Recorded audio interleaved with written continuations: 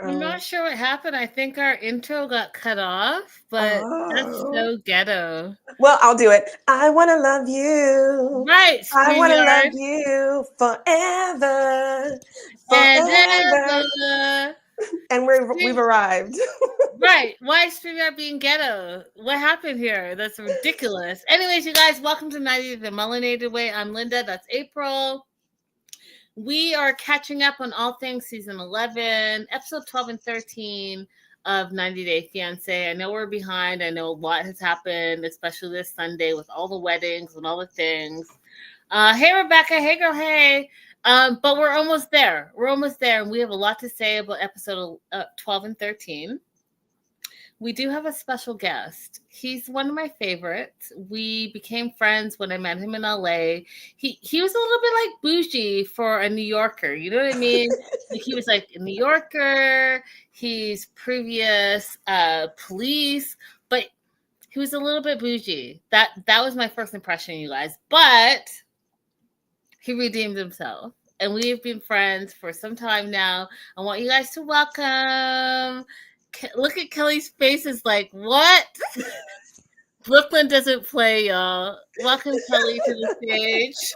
What's up? Woo! Round of applause for Kelly. Come on.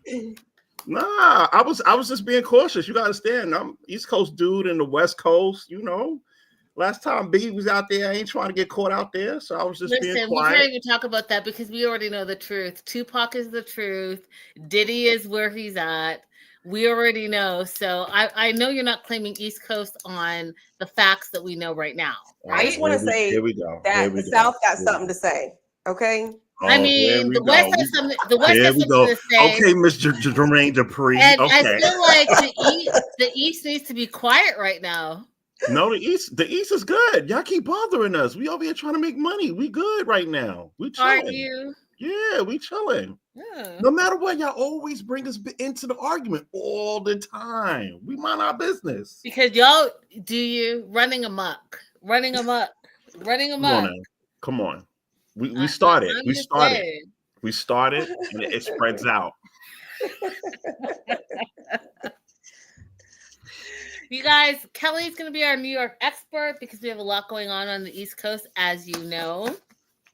Despite what he's saying, the East Coast is in a little bit of a conundrum going on right now, but we're going to power through. So we're going to talk about episode 12, Blinded by Love, first. As you guys know, I'm not a fan of this whole Annie, Amani, Matt situation. It's not a true throuple.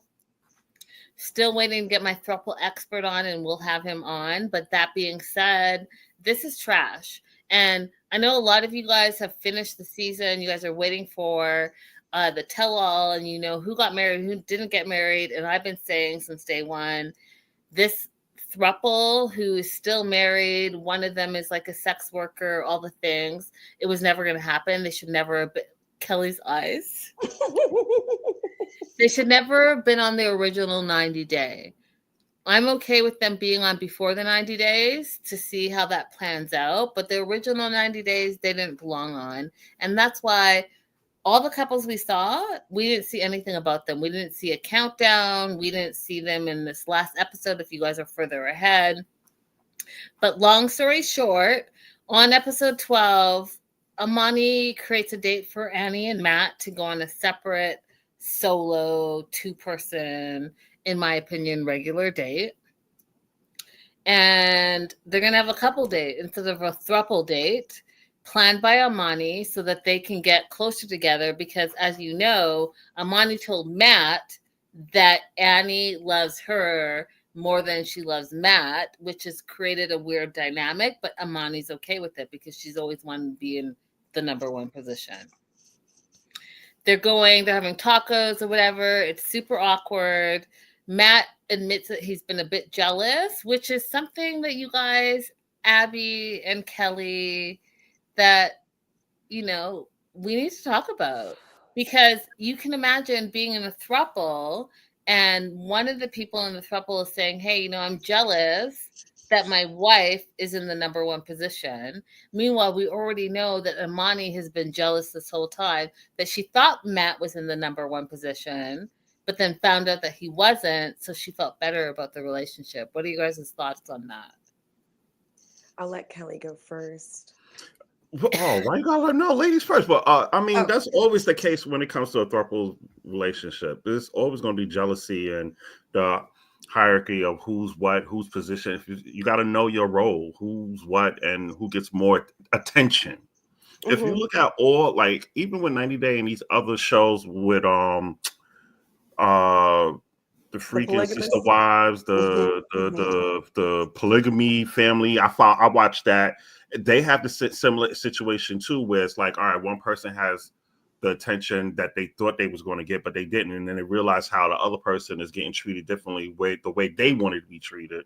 It's always going to be that way. That's why everybody say you have to have a talk and be secure and please. Right.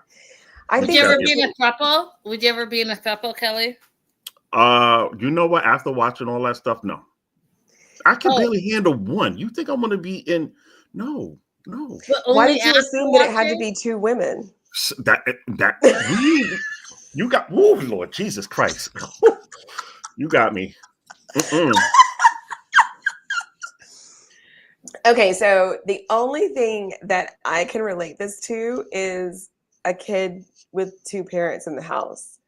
Or even like not two parents in the house, but two parents, period. You know, your kid goes through phases where they might prefer one parent over the other. And it may have no logical basis. You could be the parent who's providing them with everything they need, all the comfort, love, and support, and they still prefer that other parent to you. It just happens sometimes. Like, that's normal. I don't think that it is the typical human condition that we enjoy everyone around us equally. So what I've said from the beginning, you guys, is I don't think Annie, Motti, and Matt are a typical throuple situation, given what we've seen on TLC and Seeking Sister Wives and Seeking Sister Husbands. I think they freaks. I think Imani would like to be a lesbian with a side of Matt.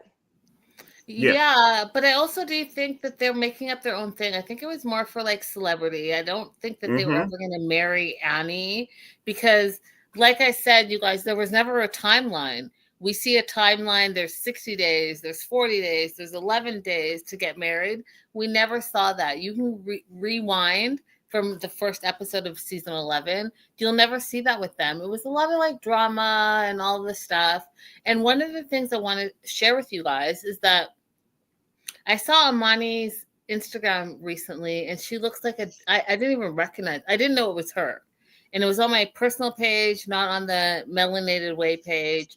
And I was like, what is this? And she shared how she got a bunch of plastic surgery, which, you know, we here at the Melanated Way say, do what you got to do to make you feel beautiful and all that stuff.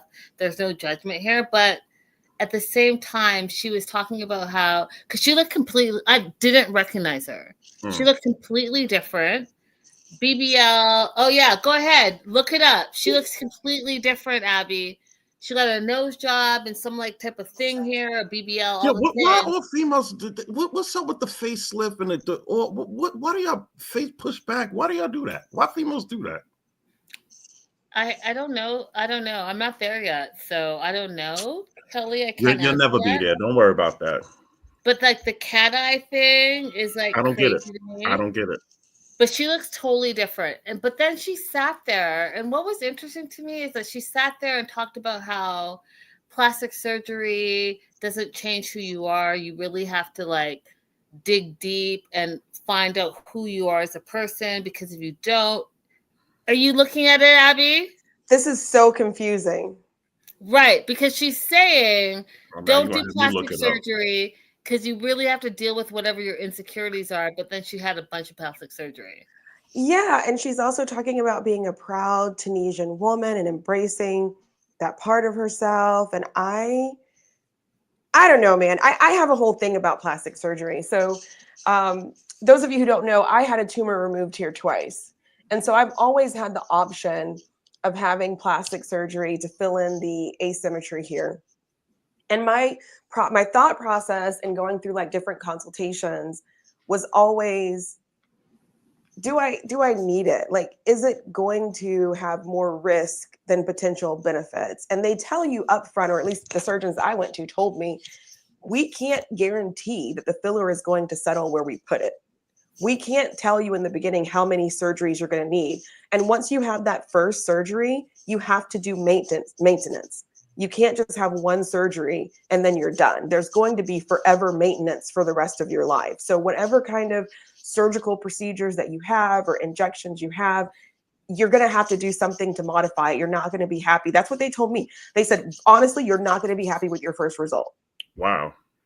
And so like having someone be that honest with you, I don't know that it would ever be smart to, like, you'd have to be so unhappy with yourself to listen to those risks. The Silva twins have continued on. That makes more sense to me, right? That they're saying that's your girl. They are, Kelly. They are. Darcy's I know you've been saying that from day one. I got you. I have, because but Darcy Abby, and I are cool. Your situation is different. You know, you had something medically done for a situation. People just going to get it done. Ain't nothing wrong with them.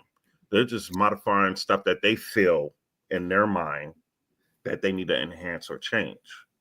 But that's why I also do think, Kelly, that the surgeons hold some accountability, right? So you're thinking, like, just like Abby said, you're thinking, oh, this is what's bothering me. I'm going to get it done one time. And the surgeon's like, no, it's going to be multiple. They got to make money. They have to make money. When you bring your car to a mechanic and they tell you got one thing and you leave and come back to something else, right? They know something's wrong with it. They're not going to fix it fully. You got to think of it that way. Just like when people get their boobs done, you got to change every 5 years. It's just a tune-up. You got to keep doing it. And how are you going to make money if you just do one procedure? I'm going to tell you anything too. That's facts. Those are facts. Yeah. So I don't know. I mean, like, that was very confusing to look at. If her post was just like, oh, I got a lot of surgery and I love myself, I would have understood that a lot more than the post being, I love myself and I'm a proud Tunisian woman, but with all that surgery. But also Let me come on here and say I'm a proud Black American woman after I get a rhinoplasty.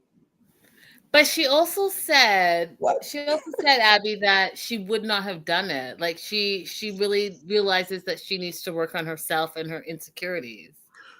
But don't they say, like, before you get the surgery, you have to, like, go to counseling or see a doctor and see? Yeah, but Kelly, you already answered your own question, right? So the doctor is not going to say, hey, don't get the surgery and don't spend these, I don't know, tens of thousands of dollars. They're going to be like, are you sure? Mm-hmm. Right? You can shop around for the one hill. One of my sisters had a surgeon who told her, you need to lose X amount of weight before we'll do, like, she wanted tummy tuck lipo. And she found a doctor who would do it without her losing any weight. Mm. And then what happened? She gained it back. Her stomach still looked good though. Her stomach still looks good? Yeah, because when you have C-sections back in the day, they used to do C-sections like this. Now they do it like this. Now they do it like this. So she had two sections like this. They do the BBL like that too. So she had a butt in the front from the C-sections, and when they did the tummy tuck, they pulled her stomach up and gave her a new belly button. So even though she gained a bunch of weight back, her belly still looks good. Yeah. Why are you laughing over there, Linda? It's too much for me. It's too much. It sounds painful. It sounds too much, and I always want to just be respectful, but. Like, I came across a couple of females that had the tummy tuck, and I noticed the scar, and I pay attention to body details and see what work has been done. That's another thing I can't conceptualize living with that scar voluntarily. Like, you had the weight before, like that was how you were naturally shaped and you were with it, but voluntarily having that kind of scarring. Oh yeah, I know how much my scar itches. It's been years. I've had this for years, and I still go through maddening itching sometimes. And like, so voluntarily having that scar, that's actually kind of painful in and of itself, no matter how much you heal. Yeah, I mean, You're right, and they give you that ointment to say it's going to go away, but no, that scar stays there. Yeah, Linda, I pay attention to everything. You know, I mean, clearly.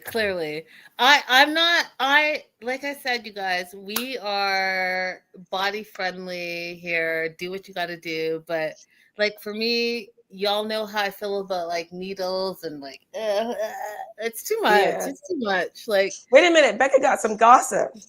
Becca, who trash talk Becca? Yo, she did. Remember they was doing it in the beginning when they got introduced into the 90-day thing, and one Sophie was doing the waist thing or whatever, the butt thing, and they do waist trainers. Yeah, waist trainers. Yeah, they were going back and forth. Remember? That's when they was. She started getting at Sophie before they was even introduced. Wow. I'll tell you this, y'all. Waist trainers work. They do. Waist trainers work. I have one right here. I'll show you. So this is a waist trainer that I use right here. It it has like the boning stuff in it. Listen, y'all. This right here has helped me so much. I can't even explain it to you. And as you like get smaller, you have to go down. And I have a neighbor who's like an older lady that I give my waist trainers to, and she's doing the whole thing, and it's a whole thing. So everyone that's saying that it doesn't work, you guys are obviously doing them because you have to do them literally every day and for an extended period of time. It's a whole thing. So that being said, we're still only on Imani and Annie and Matt. If we're not trying to be here for 5 hours, we have to move ahead. Okay, sorry. So we talked about how Imani felt like she was in a position of power because Annie loved her more. Annie and Matt have a couple date outside of the throuple. It's super awkward at first. They're gonna like do like tacos. By the way, you guys, I found this taco spot in LA. It's called the Great White Hut. And when I say I could eat tacos there every single day, and Uber Eats might be my best friend. I heard a lot of my Cali friends say y'all represent hard with the tacos over there on that side. Kelly, the tacos are outrageous. And then if you order them with the soft taco, and then you can add cheese in between. So they'll do like the shell, they'll melt the chocolate, they'll do chocolate. They absolutely got us beat on Mexican food. Yeah, I heard they got that a lot. They'll do like another layer, and then they'll do like asada or chicken or veggie and onion. Oh my God. Listen, paying like $8 for a delivery fee for something that I can go pick up in 5 minutes, it's outrageous. But I have done it, and the tacos are amazing. And then they do a 2-for-1. Forget about it. Oh, that's the best. Yeah, forget about it. It's so outrageous. It's so outrageous. And it's not on brand with like the healthy thing that I've told you guys I've been doing since last August. But tacos. So they have this date. It's awkward. Matt admits that he's a bit jealous because of what Annie told him that, Imani told him that Annie said that Annie loves Imani more, which is like so high school. You guys, you know how I feel about this throuple. I think they're not genuine. I think that TLC did us a disservice because we have already seen what real throuples look like, and this isn't it. And weren't they on a show before? They were on a show before. The main couple. So Imani and Matt have been on some like Get Rich some other reality show. I thought it was. They need to go on that Playboy TV show. What's that? They need to go on that Playboy TV reality show. And I thought it was a dating thing. I thought it was a dating thing or something dealing with dating or whatever. They have a show specifically for people who want to be like swingers. Have y'all been to a swinger party? Okay. Kelly, you know we're on YouTube with a bunch of people, right? Like, this is not the green screen. He thinks we're having a little chat. I'm just saying, Kelly, what we chat about offline and online is not the same. But I love how you both paused. Y'all was like, I get it's been some time you've been on our show, but please get it together. Y'all both was like, okay. Oh, I love Kelly being here and more outlandish than me. Yeah, because I was like, does he still think we're not live streaming? I'll behave. I'm sorry. Just thinking about thruples and all that stuff, you know. Okay. Okay, but Juan. But Kelly, I'm like, I'm sorry. we're live. I'm sorry. We're not in the green screen. We're live. Sorry. I'll behave. Okay. Ugh. So Becca's like, this live took a left turn. I'm sorry. I'll behave so you can invite me back again. I'll behave. So Annie basically is on this one-on-one date with Matt, which I wanted to ask you guys, how would you feel? Let's say you were open to a throuple because Kelly opened that door. So let's say you were open to a throuple, you're in a throuple, or you're in like a swinger type of relationship or an open relationship or whatever. I'll start with you, Abby, and then I'll end with you, Kelly. Would you be okay with the other two parties going on a separate date without you? And would you plan that date? Would I plan it? No. Can they go on a date without me? Yes. Get out of my face. I don't need to see either one of you every single day. Oh. Kelly? I agree. I agree. Oh. And I wouldn't have a problem with it, but I'm not like Abby said, I'm not going to plan it. That's between you two. I think for the relationship to work, you should designate certain days of the week of dating separately here and there to spread it out, because you're going to get tired and they're going to be bickering here and there. Okay. I would not ever plan for the other person to be on a separate date. I would also never be in a throuple. As you guys know, I've been approached a billion times. I think that this is ridiculous. I don't believe in it. I think this is why there's jealousy and insecurity and all the things. So nope. I wouldn't plan it. I wouldn't be in it. I don't believe in it. I think it's trash. I think it's trash here. I think it's trash on Seeking Sister Wives, Seeking Brother Husbands, all the things. Y'all, it's hard to just be with one person. And then you're with one person for like 5. And you know what I noticed? The people that want to be in these throuples, they've been married for their person for like 5 years, 10 years, 15 years, 20 years.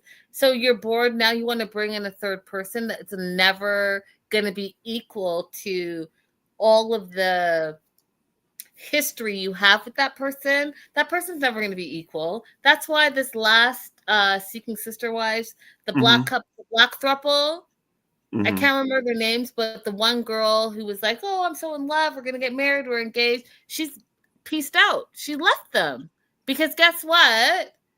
They've been together for like 10 years. She was there for like 5 years. It was never equivalent. Y'all stop playing. That's why you got to know your lane. That's the whole, it's certain rules to the game. You just don't come in and expect to get, you got to know that's the main woman right there or the main man, that they have a connection. You got to build your own connection and your own memories with this person and with the group. You got to, when you step out of your lane, that's when it don't work. You got to know the hierarchy. Here's what I'm saying. I would never be the person that's trying to build my lane. If you're with someone for 10 years and then... Even if you think about it, say, all right, you got Africans, Arabs, even sister wives. You got one main one, the first one. She's boom, boom, boom, and then everybody else falls in. You try to keep it equal, but that main one is always going to call the shots. It is what it is. And what I'm saying, Kelly, is that I would have to only ever be the main one, period. Full stop. End of story. That's what I'm saying. Look, I said I don't want it. I can't even deal with one. So what make I don't want 3. Once again, I would like to ask, why does it have to be 2? No. Why does it have to be what? 2 women. It ain't happening. We're not playing sword fights. Kelly's about to sort you out over there. Abby. All right, even the other show, the Polygamy Family or whatever, it's the 2 guys and the 2 wives, and I was trying to understand dynamics too, and it was just wild. And then what happened? The 2 guys bump heads, but they went back to their main wives, Yep. into their corner, and they worked it out, and then eventually they chill. And they did explain the females did not get along right away. Mm. They did say that. So that's how it's not easy. Yeah. Listen, y'all, this is not how we were built. We're moving on because literally we're still on the first episode. Okay. Okay, Right. so Annie basically says to Matt, hey, you know what? You have to show me that you love me more. I know I said that I love Amani more, but it's because we've not spent enough time together. And then we hear about Annie's ex, Ray. And Amani has reached out to him. She's been texting him, wants to meet up with him. Amani feels like she needs to know answers because she doesn't feel like she knows enough about Annie. And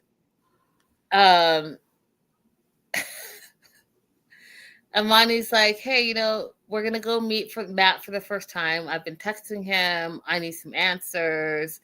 Yes, Annie doesn't know about it, but we need to know because we've been sending her money, which is a thing, right, Abby, that I want to talk about.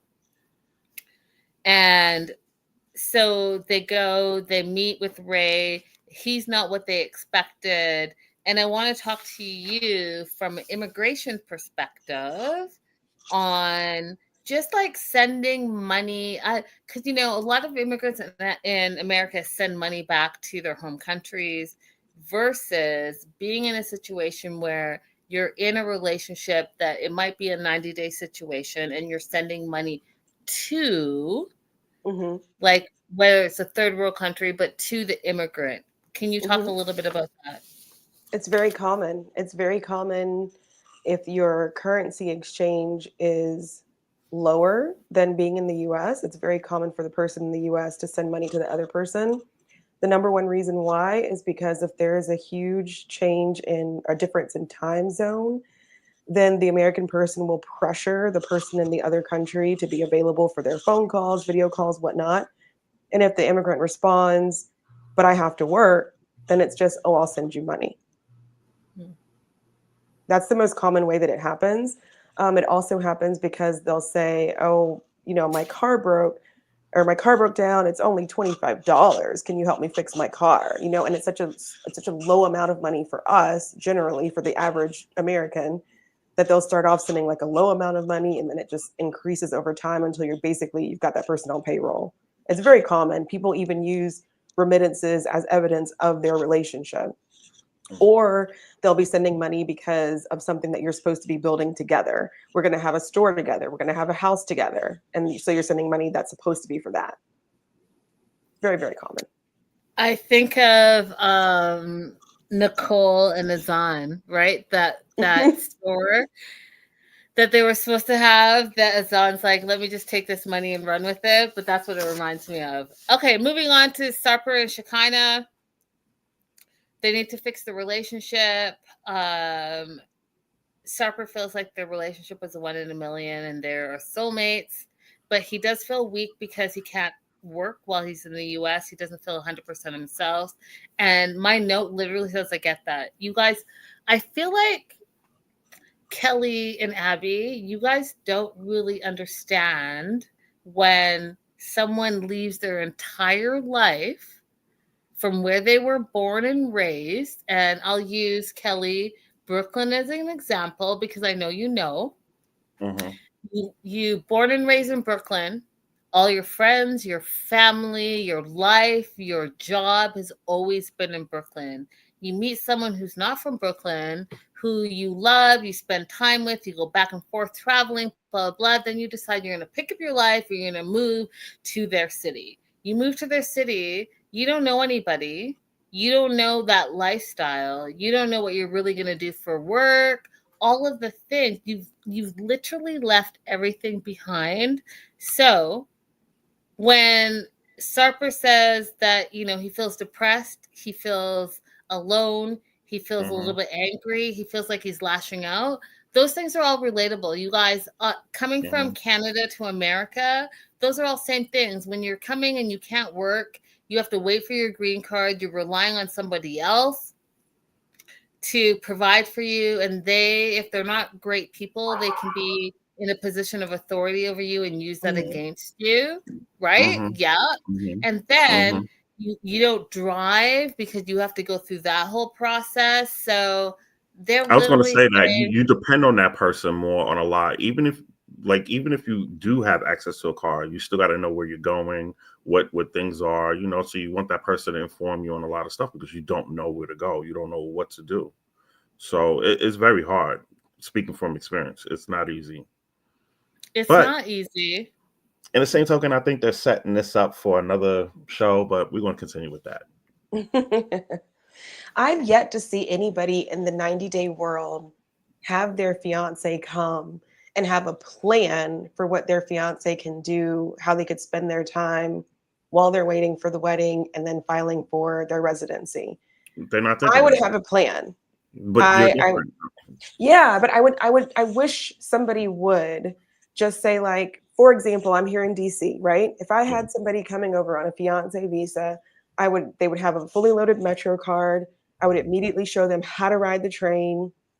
I would say, like, do you want to visit all the museums while you're waiting? Do you want me to show you where the libraries are? I want to show you where your community is. So wherever it is that your home country is, there's a community of these people in DC. So here's where you can go to meet these people so that you can have a break from speaking English all the time, because that's just taxing on the brain to be English all the time. It's really hard. And nobody that we've seen so far has had a plan for their spouse. And I've seen people come to the United States and develop mental illness. Like the change is so triggering for some people, depending on where you're from, that it causes you to have that spark of psychosis that maybe was already there, maybe it wasn't there. But you know what I'm saying? So it's really hard. And their situation is even harder because she's telling him he has to leave the house every single time she has a client come in, but she gives him absolutely nothing to do. Because she's not thinking about him. A lot of people are very selfish in that relationship aspect where they want you in their world. That's it. They're not really thinking about what they can combine in both worlds. They just think about their situation, their comfort zone. It was like you said, you that's what I say, you're different. A lot of people don't think that. They think, okay, they're here. I'm happy to be in my dwelling. They're in my environment. They're not thinking about the other person's needs and wants. They're just thinking about themselves. That's why you see a lot of couples go back and forth, because it's slightly a control thing, really. Like, yes, I want to keep them here so I know they don't go out and cheat and have options and do all types of stuff. I have the situation under control. I mean, even if you're not even thinking that way, it's there a little. It is. It is. 100%. I also tell everyone, and you guys know from following and watching us, that vacay bay is different than living with bay. Vacay bay, you are out there on your vacation, you're on your best behavior. 1 week, 2 weeks, you're living your best lifestyle. You're presenting your best self. But actually, when you live with someone, so now you are in their day-to-day, it's a completely separate situation. And you're going to see the worst of the worst, because that's what real life is about. And sometimes, as I've told you guys, vacay bay should just stay vacay bay. That's right. You don't have to make a relationship out of everything.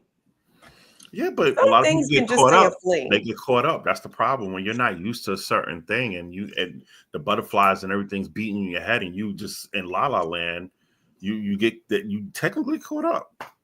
That's the whole bottom line. The weekend love is knocking everything out the box, and you want it all the time instead of the weekend. You want it a whole 7 days. And stop being greedy. What DMX tell y'all? DMX told y'all to stop being greedy. Not the microphone. Not the microphone, Abby. That's what happens. You get caught up. Look, that's one of my tests. We do vacation. I got to see how you are out of your environment for 5 days. After that, if we can survive, then I'm like, all right, we'll see what's up. But if that don't work, I'm done. I'm not even. The real test is a cruise, Kelly. Go on a cruise. That's the big test. We stuck cruise or any. You're stuck together. You got to see the person. You're not going nowhere. They can't. The salesperson got can't come in all the time. You know, you gotta see the person. That's my test. Those are facts.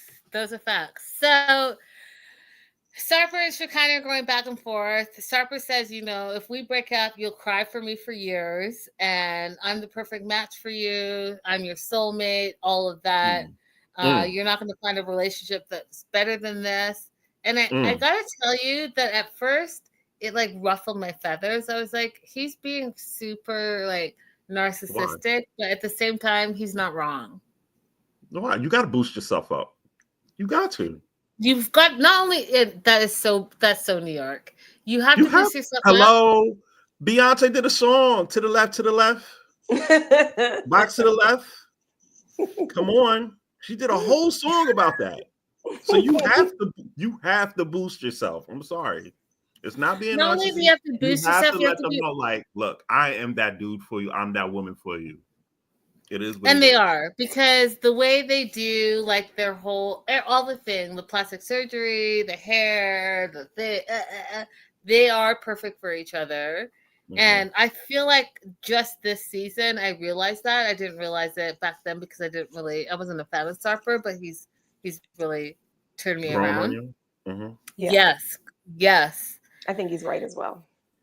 Yeah. So we find from Shekinah that she never really wanted to get married ever. And they have this discussion, the fight that they're having, and she's basically saying, I'm giving you an out. One of the things that I think that is difficult about this is that you guys, when you're arguing with your partner, you have to argue not only with integrity, but with a specific purpose. When you're like just like throwing all this stuff out here just to be mean, it seems very immature. And that's what I got from Shekinah. Like, I was like, oh, you're being immature right now, and you're throwing out whatever you want to throw up because you feel hurt, you feel threatened, you feel like he might leave you first. And y'all, we're grown. We're all grown. We're all past 25. So at that point, you need to know how to argue properly, to make your point, and to not be like threatening, to not be like insecure. And I know we all have our insecurities, and that's a thing. But when you're arguing with someone and you're basically like, oh, I'm giving you an out, when really you know that she doesn't want him to leave. In that situation, if you're like, I'm giving you your out, I'd be like, peace out. I'm taking it. Thoughts? Yeah, I agree. I think you should always remember this is somebody that I love, and I want to assume the best out of them. Don't assume the worst out of what they say. Assume the best intentions. And if you're arguing or having a discussion, heated discussion from that standpoint, you're going to come out of it better than if you're making digs at each other. Because if you start making digs at me, I'm just not even going to respond to the argument anymore. At this point, you're bald-headed. Never mind, I won't finish that. like I'm gonna go for, if you start insulting me, I am going to say the nastiest thing I can think of, because at that point the relationship is over. You're insulting me. I had one time, I'm sorry, I had one time where this guy said something mean about my dad while we were in the midst of an argument. And that was it. I was done. Everything I said from that point forward was just to make him feel small.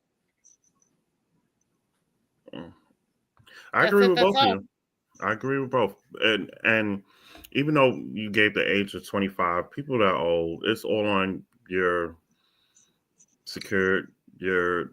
maturity, how you are, what's your pattern, what you're used to in a relationship. Because I have people throw stuff at me, and I, like Abby said, I'm like, look, I've learned now not to entertain it, because I'm like, look, you're not worth, I know you're upset, I know you're angry, I'm going to walk away for a second and let you cool off. Now, if you continue to keep going there, then we're going to have a problem. Then I'm going to unleash you like Abby. But other than, I'm going to give you that pass the first go around. I'm going to let you slide. And then after that, if you continue, then it's on. And then I'm leaving. One thing I noticed, we tend to get together, and when you get comfortable and you share things, you should not use that information weaponized to throw it in the person's face. And people tend to do that. So, and that's why I tell people that in the beginning of the relationship, look, I'm not going to disrespect you, and I expect you not to disrespect me. What I tell you, what I confide in you is me giving trust into you in this relationship. I do not expect it to be thrown back in my face because I will never do it to you. Count my word, I will not do that to you. So once you do that to me, it's done. over. I'm over. That's why a lot of guys don't like to share anything. It's done. Moving on to Greg and Joan. And you guys, we brought Kelly on because, he's a New York, Brooklyn expert. So Joan and Greg are washing their dogs. They live in Long Island, which is completely separate and apart. I watched a super funny video where people are like, where are you from? And they're like, I'm from New York, I'm from New York. But then you ask, like, where are you specifically from? And, Long Island. Just say you're from New York. Don't say you're from New York. Because when we think New York, we think Brooklyn, we think Harlem, boroughs, we think Chelsea, right? That it's a different thing, but don't get me started. Yeah, Long Island is a different breed. Different breed from 100%. The 5 boroughs, just like upstate. You consider upstate and Long Island the same breed because they're completely different. And with him, you got to understand where he's from and his upbringing. Because they're Italian, Long Island. That's how they are. Long Island, Staten Island. You can say Staten Island a little bit more. Long Island. That's how they are. They stay together. The sons stay with their moms until they freaking get this money, and the parents buy them the home. That's the culture. That's how it is. All the Long Islands are all like, unless you dirt poor cheap. I mean, dirt poor, then you work on your own. But other than that, that's the structure out there. Like, we stay with moms. You save this money. And then they help us buy this home, get our first. So he got the first part down, stay with mom, but something happened on the second part. Yeah, after that, they've heard you handle that. But that's the culture out there, especially with Italian people. Definitely, that's their culture. So I mean, they are typical, especially the area where he's from. Oh yes, that's how they are, all the way. Was it Linda? Lindenbrook? I gotta look it up. Lindenbrook? Yeah, definitely. I'm very familiar with that area. I'm like, oh, okay. So Joan is washing dogs with Greg, and that's the first time she's experiencing that. And one of the things that was funny was that Greg was like, this is the most action that I've seen. It's more than what I've gotten lately. And which is funny to me. And the other thing that I wanted to ask you guys, because I know, Kelly, that you have dogs. I don't know if you have dogs, Abby. I want a dog, but I'm not home. But one of the things that Joan is not willing to do is let the dog sleep in the bed with them. And y'all have heard what I've had to say over the years about dogs and cats in the house. I'll start with you, Abby. Would you let your dog sleep in the bed with you at night? Oh, and you know what? We talked about this because you had that cat, and you so I already know the answer, and I'm not impressed, but go ahead. So my cat, I did used to let sleep with me. She would sleep on my head, like on the pillow. I had a dog as a kid, but it was always an outside dog. I dated someone who had a dog, and his dog slept in the bed. And I just made myself get used to it because... With you guys? Yeah.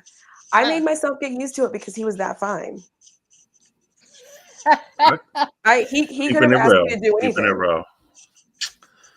All right. He paid all the bills, and he was that fine. He could ask me to do anything. Yes, my dog sleep in the bed, but if I have company, yeah, they do. Those big ass dogs that you have sleep in the bed with you? You gotta understand that big one. We've been together for years. I had him from a pup. Like there was nobody else there, and then the little one adapted to it. But if I have company, so like when I was living in Georgia and they didn't sleep in the bed with me. They had their own area. I cut that off because the person, you don't know if they're a pet person. They're not used to that, but they know they have their beds.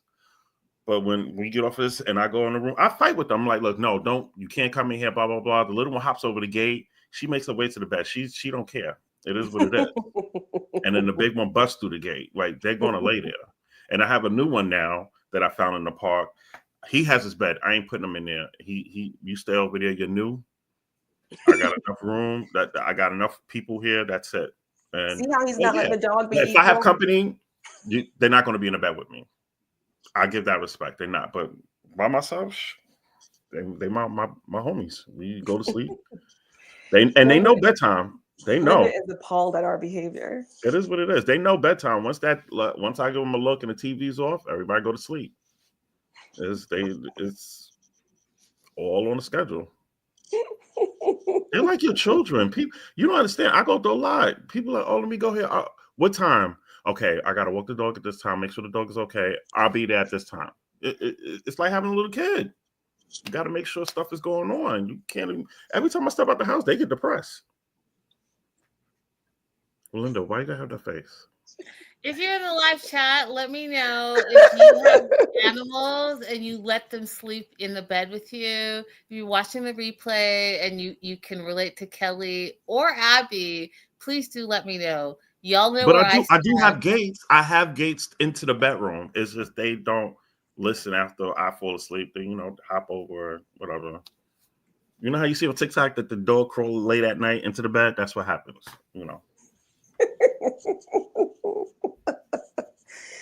Oh. So let me know, y'all.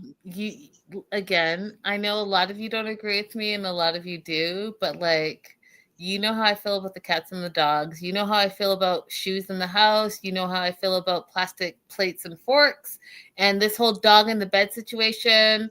Wait. Plastic plates and forks. We're going to have to talk about that another time. Continue. What? Linda. Oh, you haven't been here, Kelly. No, Linda. Do we need therapy? What's going on? Do I have to hold your hand? What's going on? Abby, he said, do you need therapy? What is going on? We could get a check for that if they don't cut that program, but we could get it. Like, what are we doing? Listen, I am from the belief that when you're in the house, it's not, if you're not barbecuing, you're not at a cookout, then you need to be eating on proper plates. You have to have forks and knives. All the if you're having a dinner, no, if every single friggin' day. What are you talking about? Barbecue? No, I'm saying barbecue is different. I'm saying okay, that's what I'm saying. If you're having dinner, that's different. I understand. But if you're having a whole bunch of people in your house for dinner, you get in a plastic fork and plate. That's not washing those dishes. That's what I'm saying, Kelly. We'll talk. But it's a good one. It's the good plastic. It's not the cheap one. It's the good, good clear plastic that you can't tell. It's good. It's the good We'll stuff. talk off online so that you know exactly what I'm talking about. But all of this, the dogs that are outside in the nasty, walking down the sidewalks, and then they jump in your bed. You gotta wipe their paws.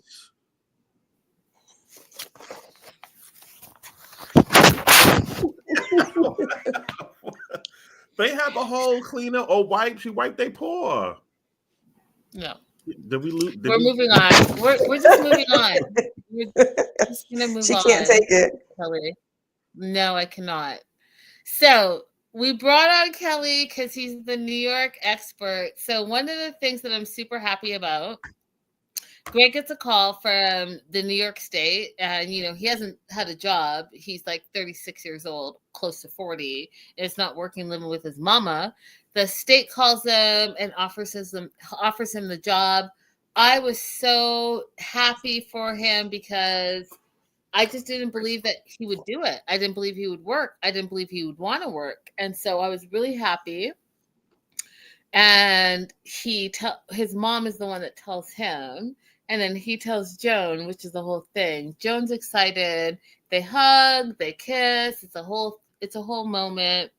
And then he's going to treat her to a night in New York City proper. So Times Square. They go for pizza slices, which is Abby and Kelly, something I wanted to talk about. And because, one of the things I know about our community here at the Melanated Way is that oftentimes a lot of our followers haven't had the ability to travel everywhere they want to travel. We know that Abby is an avid traveler. We're lucky for her to even be here today. She might not be here tomorrow because she's off on some journey. We know that Kelly likes the heat and the beaches and all that stuff, so he's there. And you guys know that I travel all over the place all the time. But New York City, pizza, it's known for. So, Kelly, top 3 best pizza places and All right, why. see, Wait. And one of the things, if you haven't traveled and had this whole pizza conversation, you guys, there's Chicago pizza, which is like deep dish, New York pizza, where they fold it in half. And if you're going to go like true Italian style pizza, the sauce in America is different than the sauce in Italy. So just know that. So saying all that, Kelly, New York pizza, top 3 pizza places you've ever had in your life. That's a hard pick because it depends on what type of pizza you're looking for. Because each borough, each area has a specific type. If you want the typical grandma pop slice famous thing, you'll go to L&B's down in Brooklyn. Or a lot of tourists goes by Dumbo. They go to Saboni's over there, right by the Brooklyn Bridge. That's where everybody goes for that one. If you want good flavor, pepperoni, different type of texture, you could go to the city, which is called Village Pizza. They have the pepperoni with the hot honey on top of it. That's dope. And if you want it, like I said, it's a variety of what you're looking for. Okay, what are your whenever I'm in the mood, Linda, that's the thing. Whenever I'm in the mood, I'm like, all right, I want the pepperoni, I'll get the Village one. If I want the regular grandma slice or whatever with the special sauce, I go to L&B's. Or I'll go downtown Brooklyn. You know, if I just want, I wish they bring back the dollar slice. That was popping with the grease dripping. They don't have that. I mean, you got to go. We still have dollar slice.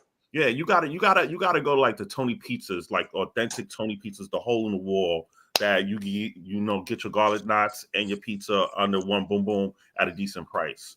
So if he's taking her to Times Square, he's giving her the uppity style, but I wouldn't go to Times Square itself.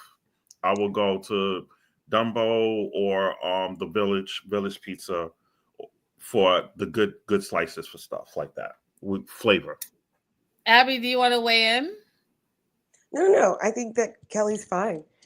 We do still have dollar pizza here, though. So y'all still have it down there? Dollar pizza. They want to bring it back over here, but it's not $1. We had that, but I don't know how much longer it's going to last because just in the time that I've been in DC, most of the businesses on U Street are like closing. Gentrification is getting really bad, so I don't know how much longer they're going to last. That's what happened because we even have one no shrimp pizza that's over here in Flatbush. It was on the news and everything, just due to high rent and gentrification. They were trying to close the pizza shop, and everybody's like, whoa, and this is the hole in the wall spot. You know, it has good pizza. The neighborhood came in and was like, no, we can't lose. This is our spot where we hang out at, and this is where we get our slices, and you know, everything changes. But the spots I named, they're not going over. They're even branching out. They're making different stores everywhere now. So. Kelly, have you heard of Rocco's Pizza? Rocco's? Yeah. No. Where's Rocco's at? Let me look that up. Well, I'd have to look it up. But it's in New York. There's Rocco's on Rock on the Beach by Long Island. Anyways, they're supposed to have a really good pizza. Long Island got their own joint. They got their own joint. But I don't go to Long Island. See, you got to understand the dynamics and the lifestyle. The 5 boroughs don't go to Long Island, and Long Island don't go to the 5 boroughs. And we talked about that, but there's in the 5 boroughs apparently. Now let me look it up. Rocco's Pizza. Let me see where it's located. Yeah. Oh yes, that's on DeKalb. Yes, that one is good too. That's okay. See, you see how he tried to do me, Abby? You see how that one is good too. He said I gotta look it up. It up. Yeah, because I didn't know the name like that. I just know the structure. Mm-hmm. If you say, the spot on DeKalb, all right, yeah, that's good. I had to look at the address right away. I looked up. I said, oh, DeKalb. Okay. And they got another one over there on DeKalb too. Pizza something. It's good there too.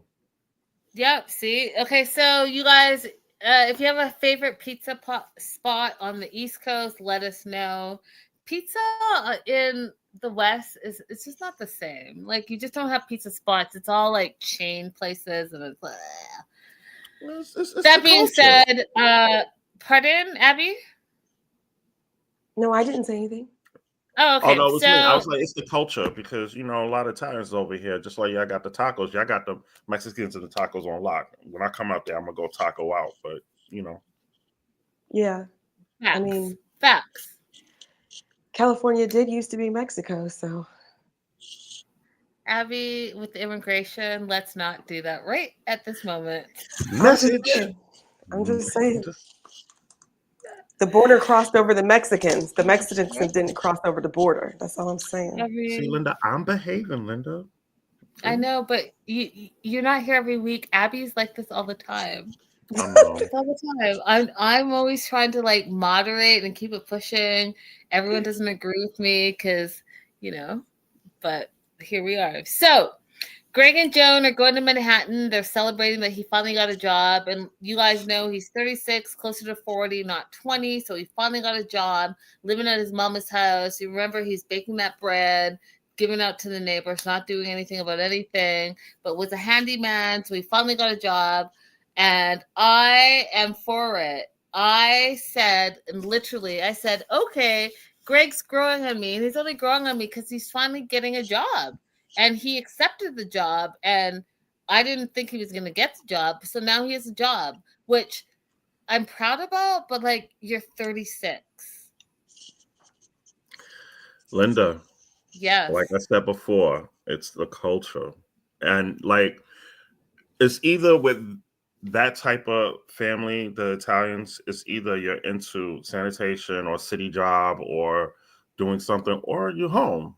Everybody loves Raymond. That's a prime example of that type of lifestyle. That's how it is. Marie is the mom. He's Raymond or the brother that live in the basement. I mean, it is what it is.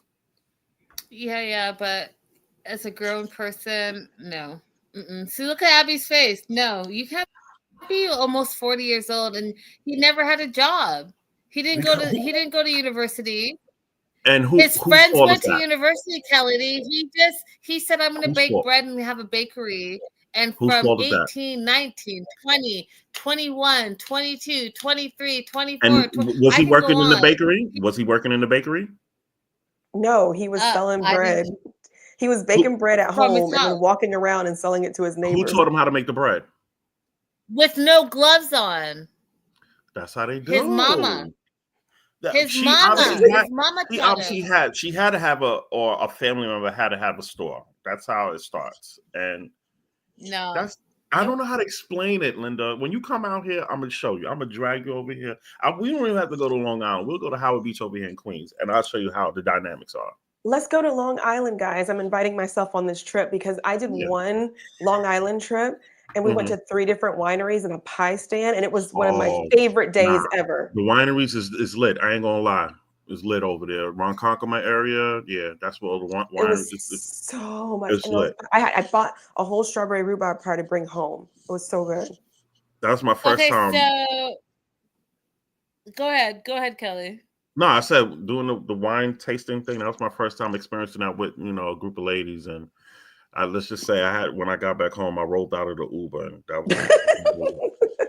was not a good look. We went to like 5 of them. Okay, so you guys, I'm giving you a ton of time. As you guys know, I work for a production company and I do all the red carpet stuff. One of our artists is performing at the Apollo in October. I'll give you the exact dates, but it's the first week. I think it's October 11th. New York City at the Apollo. I've never been to the Apollo. So I will be there. If you guys want to join us, Kelly already lives in New York. Abby is free and willing to travel. If you guys want to join us, definitely hit me up and we'll put like an itinerary together and we'll figure out, we'll do wine tasting. We'll go to the Apollo. We'll see our artist, Simo, who's amazing. And then we'll make a whole thing of it. And we can meet in real life. I just put it in my calendar. New York weekend. Yeah. I think it's the 11th. I'm trying to look, but I think it's the 11th, but I'll let you guys know. And if there's an interest, let us know in the live chat. Let us know in the replay. Reach out to me, DM me. DM me on my personal because the melanated. I barely look at it because there's just too much going on. Okay, you guys, we're almost an hour in. We're only on the third couple. We have a whole thing to go, so I'm gonna power through. Okay. Greg's growing on me. He finally got a job.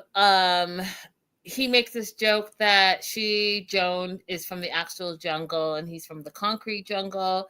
Thought that was funny because, New York is the concrete jungle. They decided they're going to celebrate that he finally got a job at a grown-ass age of almost 40. So they are going to go to Times Square. They're on Broadway. I don't know if you guys have been to New York City, but it's bright lights, big city, very tourist area.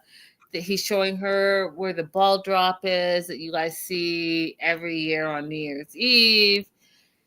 They love each other. They're having a great time. He takes her for a slice of pizza. I think we already talked about it. I thought it was super cute for being in New York at the first time. And you fold your pizza. My question to you is, do you fold your pizza or do you eat your pizza just regularly? And Kelly, don't roll your eyes. Abby, I don't know what you do, but I never fold my pizza. I think it's ridiculous. I think it makes the cheese all melt all over the place. I'm not a fan. And I feel like I get. I said, Kelly, hold on. Okay. I said what I do. I don't like the bread, like the bread part being the first thing that you taste. I want to taste the toppings. And yes, as a Canadian where ham and pineapple was originated in Canada, do I love a ham and pineapple? Yes, I do. Am I folding my pizza? No, I'm not. Go ahead, Kelly. Oh, your face is ridiculous right now. You're ridiculous. I'm not saying nothing. I'll just book our therapy session. That's all. Abby? Yeah, I'll fold mine because I want my sauce to spread over the crust. So I fold it and then eat it so that I can have an even distribution in my mouth. Kelly, your face is looking ridiculous. So go ahead and tell us what you. No, I'm just Becca, ham and pineapple. Go ahead, friend. I got you. Oh my Lord. If it's just plain cheese, Kelly. I'm folding it. If it's plain cheese, I'm folding it. If it has pepperoni and toppings, I'm keeping it regular because you want to balance it out. You don't want stuff falling off. You got to eat it. Boom. That's the rules. But isn't that what I just said? Isn't that what I just said? I said it's just plain cheese, you fold it. You got to fold it plain. Boom. You eat it regular. That's the old school way. But if it's full of toppings, when you want anything like pepperonis, chicken, bacon, all that stuff, you keep it regular and you eat it. Y'all, do you see Kelly's face? He's literally bothered. No. Yeah, New Yorkers are. They're so extra with all the craziness. But moving on, I thought it was Linda. Your photo. Oh, okay. So moving on from Times Square, I thought it was a cute for Greg and Joan to have that first time, the folded pizza, all the things, and then the alone time in the hotel. I thought that it was very responsible of Greg, who is now a worker, to buy the rose petals, the champagne, all the things, to spend a little bit of money to make this a very special experience for someone who's going to New York for the first time. And they have a moment. He's like, I love you so much, and this is what I'm doing for you, and yada, yada, yada. What I love about Greg and Joan is even despite all the things I've said about him, they have great communication. And so when she's not happy with something, she tells him directly. And I think that that's important, you guys, in a relationship, to tell your partner how you're feeling in a situation. And the other thing that she says she's appreciative of is that for the last 4 years, she's grateful that every year he's come to Uganda to continue to have their relationship to grow. And she feels like, he's done a lot because of it. Do you two have any thoughts about that? Yeah. And unlike Sarper, he's being made to feel bad that he's experiencing and expressing depression, and there's somebody else on the show who's being made to feel bad because of the culture shock that he's going through. Joan is actually able to fully discuss what her issues and concerns are. So I agree they do have very good communication. It still doesn't quite sit right with me that he doesn't have any real employment history. I'm just saying, like, it might work out for her, and hopefully it does work out for her, but I would be afraid to do that. And like I said last time, definitely not with a white man. You're white. What are you doing being broke? Oh Lord, here we go. Where were your ancestors? Oh, Abby, you're supposed to be on. Abby, we have a guest. You're supposed to be on your best behavior right now. Yeah, I love it. I love it. Kelly's not ready. I love it. But look, like you said, whatever floats your boat for people. If she likes it, I see a lot of people on social media saying she kind of downgraded because she had a lot of stuff going on where she was at. Then she came over here and he don't, and he's not really doing anything. But I mean, he's trying and he's going out of his way to, make her comfortable, stepping out of his comfort zone and stepping up. So everybody's relationship is different. Whatever you like, it is what it is. You happy, I'm happy, and that's it. That's true. Because Joan could get on here right now and be like, that's why you're single. And I couldn't be like, okay. I'm not with a broke white man. Yeah, I'm not dating them, so it is what it is. Oh Lord. We're moving on. Juan and Jessica, because we still have a whole episode to go. We're not even done this episode. Juan and Jessica, right. Winter Wonderland wedding. They're going to do a fire pit, cocktail hour. They're going to be married outside with blankets, clear umbrellas if it snows. I want to tell you guys something. From a Canadian perspective, cold weddings are something. They're terrible. A friend of mine got married in Regina. I don't know if you guys know where that is. What? Where? Regina. Okay. Saskatchewan. It's super cold, like cold. And my friend was marrying an RCMP, so our police force.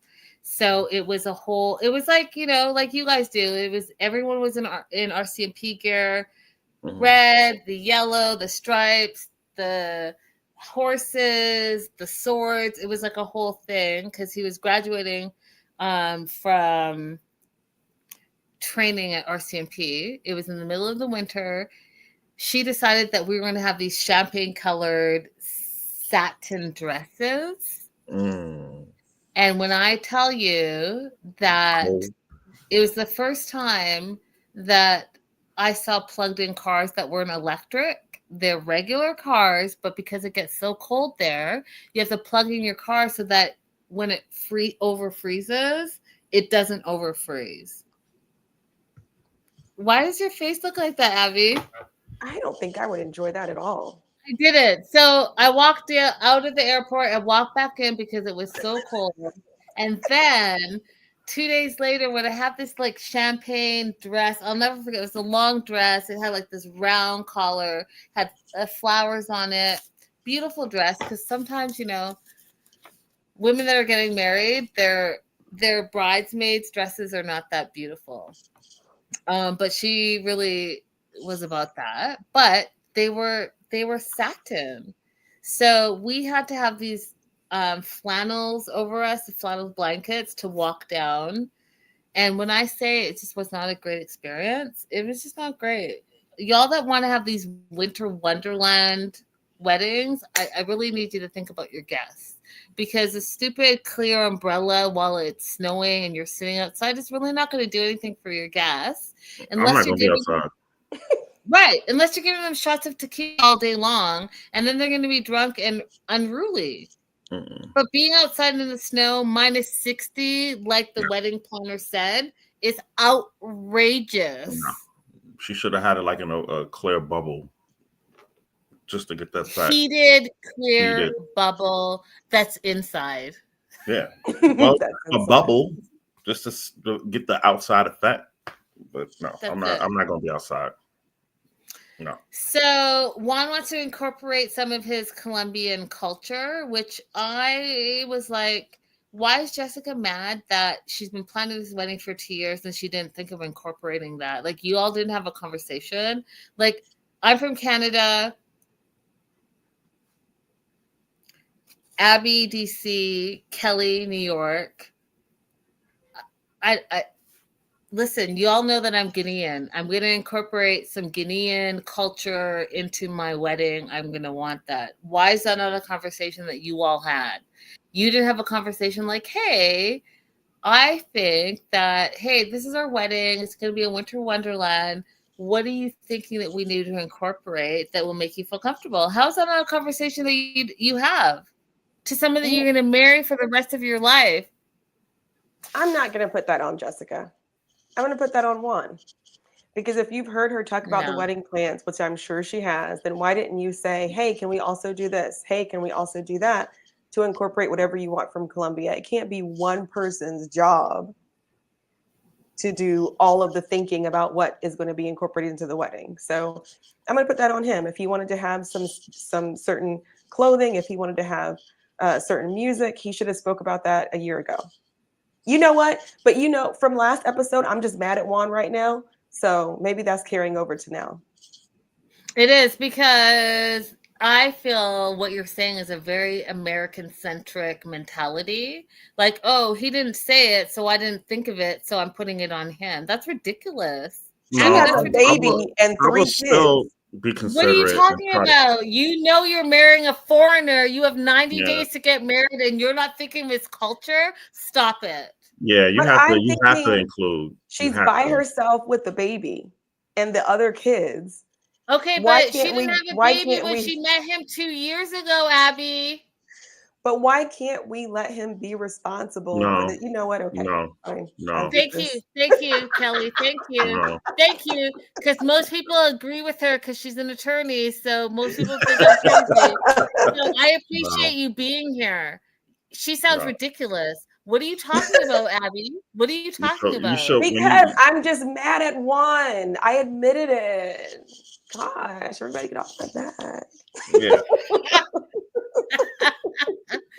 Kelly, Jocelyn says, have you been to any? I'm not sure what she's talking about. I think she's talking about you've been with a throuple with 2 men? Yeah, that's what she's asking about, because she started over from the beginning. I could tell from her comments. So she wants to know if you've been to any swinger parties. That's where she's at in the swinger parties. Lord. Mm-hmm. Oh Lord. Throuple, she said maybe a throuple with 2 men. Jocelyn, you're staying Jocelyn been wild. Right now. Jocelyn's been wild. Oh Lord, it threw me off my whole situation. See, I'm behaving, Linda. I ain't saying nothing. I'm behaving. I know you are, Kelly. Thank you. Good for you. That little flutter. Juan got a call from the cruise ship. He's not sure if he wants to tell Jessica about it. Here's the thing. If you guys are getting married, I don't understand this whole 90-day process. You should already be able and comfortable to talk to your future fiance, but the 90 days should not be where you're like, shouldn't I? It's ridiculous. And as far as I'm concerned, Juan goes to the gym. They have 48 days to get married. He meets with Herbie, who is Megan, who I told you is single white female from last episode. Herbie is Megan's husband. And you probably don't know that because, Megan's in love with Jessica, period, full stop. The way she's like so into that relationship and she's crying over the cheating, it's too much. If we want to talk about bisexuality, we shouldn't be talking about Stevie. We really should be talking about Megan, as far as I'm concerned.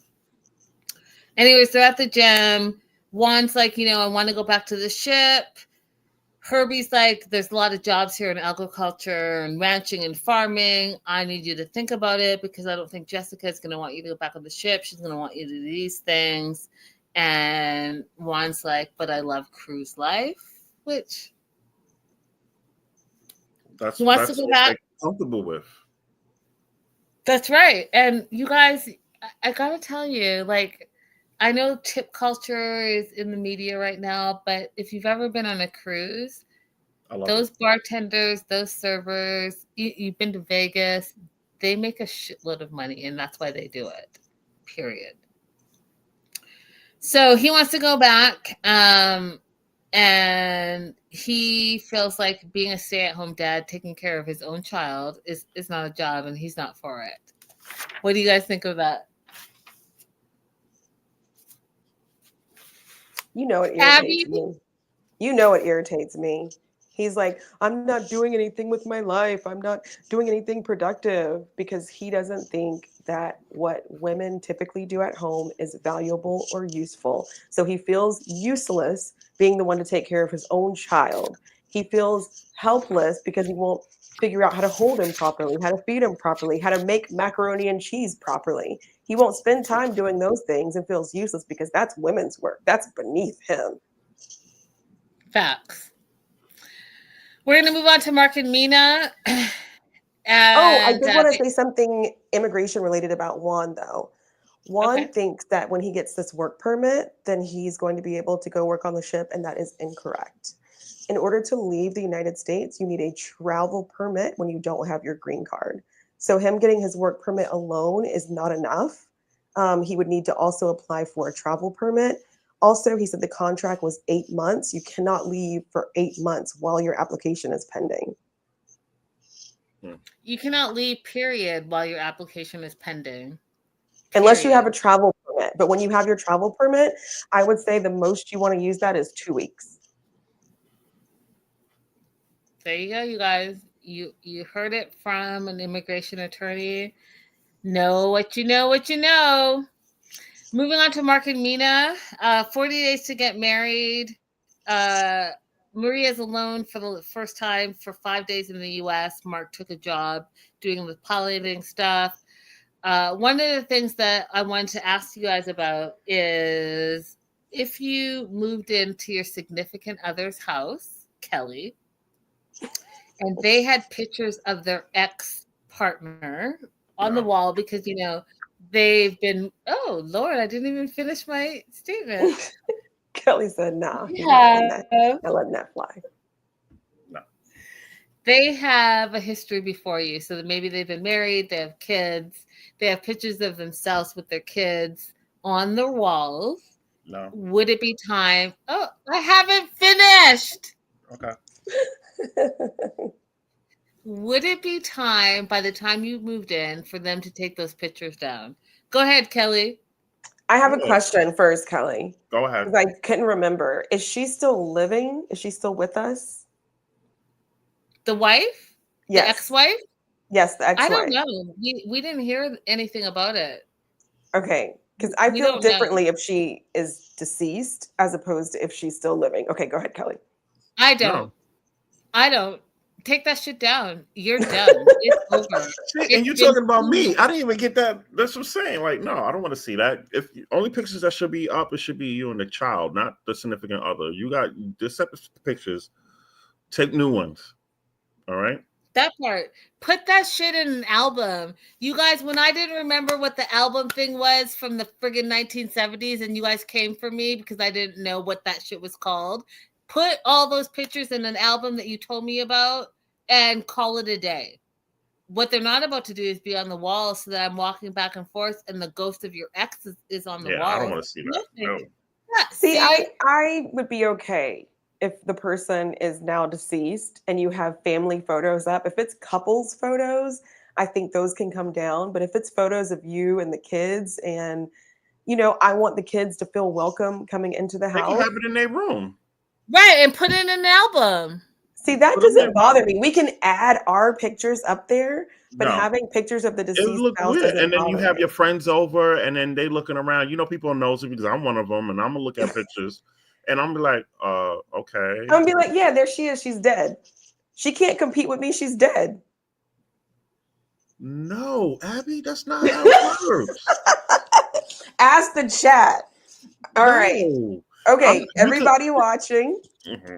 And everybody in the replay, I specifically want to talk about deceased exes. the ex-partner or ex-spouse is deceased, can they still have family photos up in the house? We're right And now, let me we're just two against let me one. just piggyback. Let me piggyback on what Abby's saying, you guys. So if you're watching the replay, Abby is asking if you walk into the house and there's like a full-on foyer and the deceased spouse is all the way in the pictures framed down the aisle. Is that cool with you if you just add a few photos of you and your partner now because you know that person is deceased? Are you cool with that? That's what she's asking. Mhm. I say hell no. Get an album, period.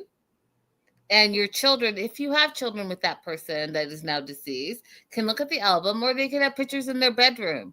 That's what I'm saying. But the first thing that greets people is the deceased spouse. Yeah, no, Stop that's it. gonna be very awkward to keep explaining. I'm not doing that, especially if I'm living there. No, you can have Thank you can have Kelly. your picture, but have your little area where you designate a little shrine in your little corner in your bedroom, not all over the house. No, it's not happening. Thank you. Let us know what you think in the replay. Abby and I are having a full-on conversation with it. Kelly is weighed in. What do you guys think?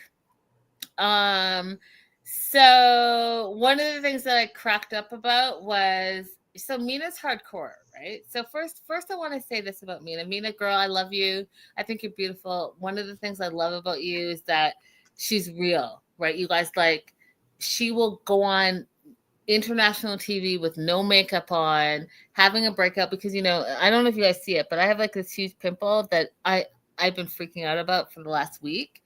I can't see you. I haven't been able to see you for like 15 minutes. Yeah, you're frozen. Oh, really? Is everyone not seeing me? What should I do? I know you sent me that text, but I thought it was fixed. Anyways, I have a pimple right here. It's huge. It's like one of those like, ooh, ooh, ooh.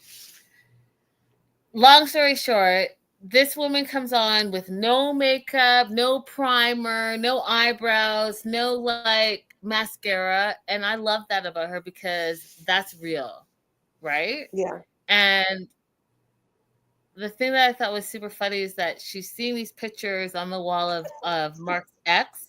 She's going through pictures, and then he sees the picture of Kamala Harris, and she's like, "Who is this woman with Mark?"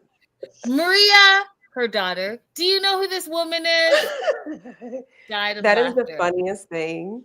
So they show a picture of Mark with Reagan, and then they show a picture of him with Kamala Harris, and she's like, "Who is this woman?" I'm going to ask him who this woman is later.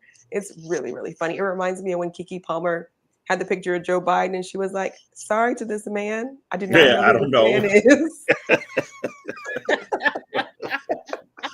Oh man. So good. So good. So she's home by herself, doesn't have a lot to do. Pat, her neighbor, invites her to crochet, which is funny because you guys, I love crocheting. Just I know I don't tell you guys a lot about myself, but knitting, crocheting is something I'm totally into. And oh, it's too far away. I have the little boo-boos. Do you know what the little boo-boos are, Kelly? No. Oh, do you know, Abby? They're not shoes, Louboutins? Or however you say it? No, they're like these little dolls.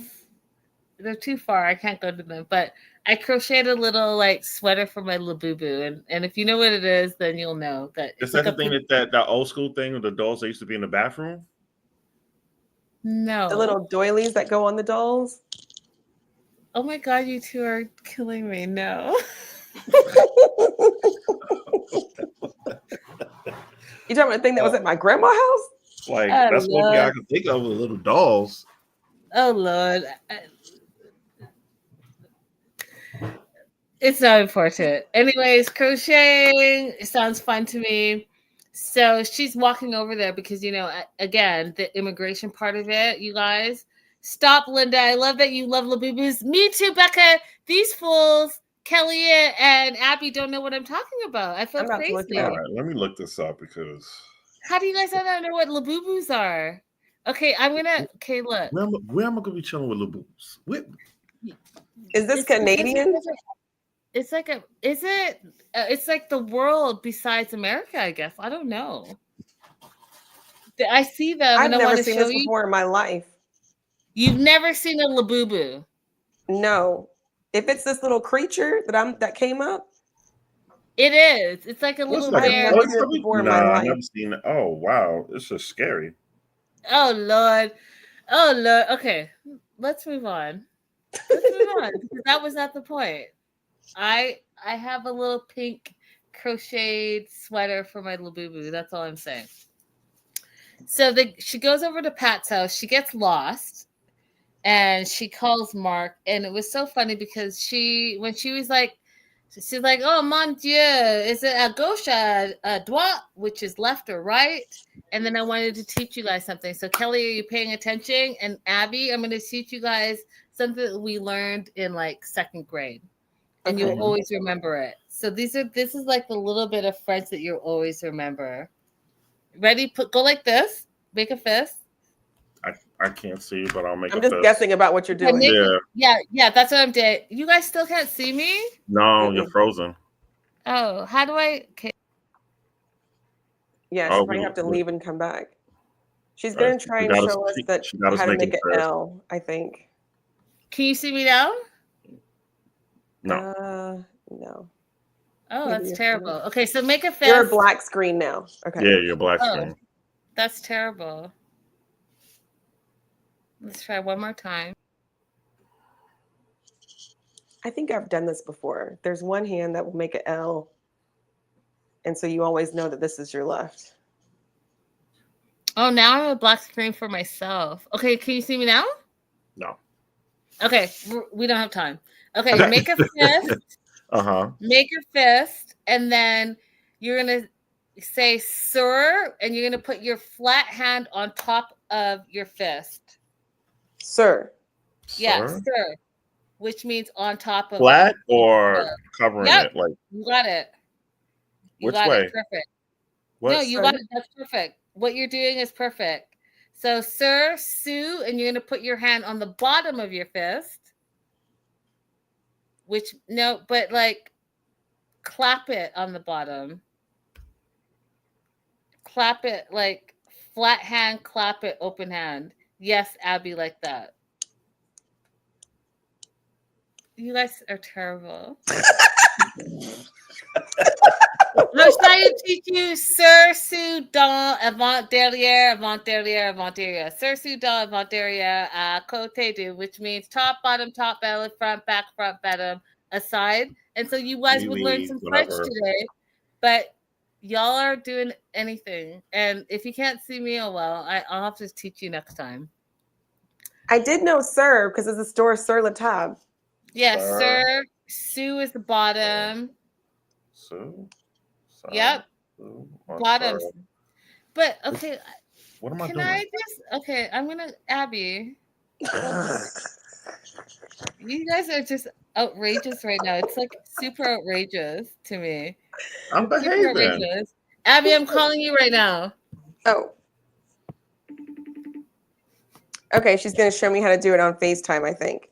Yes. Okay. Sir. Sue. Yeah. Don, which means in, with the finger in. Avant, which is in front. Derrière, which is in back. Yes. Oh, wow.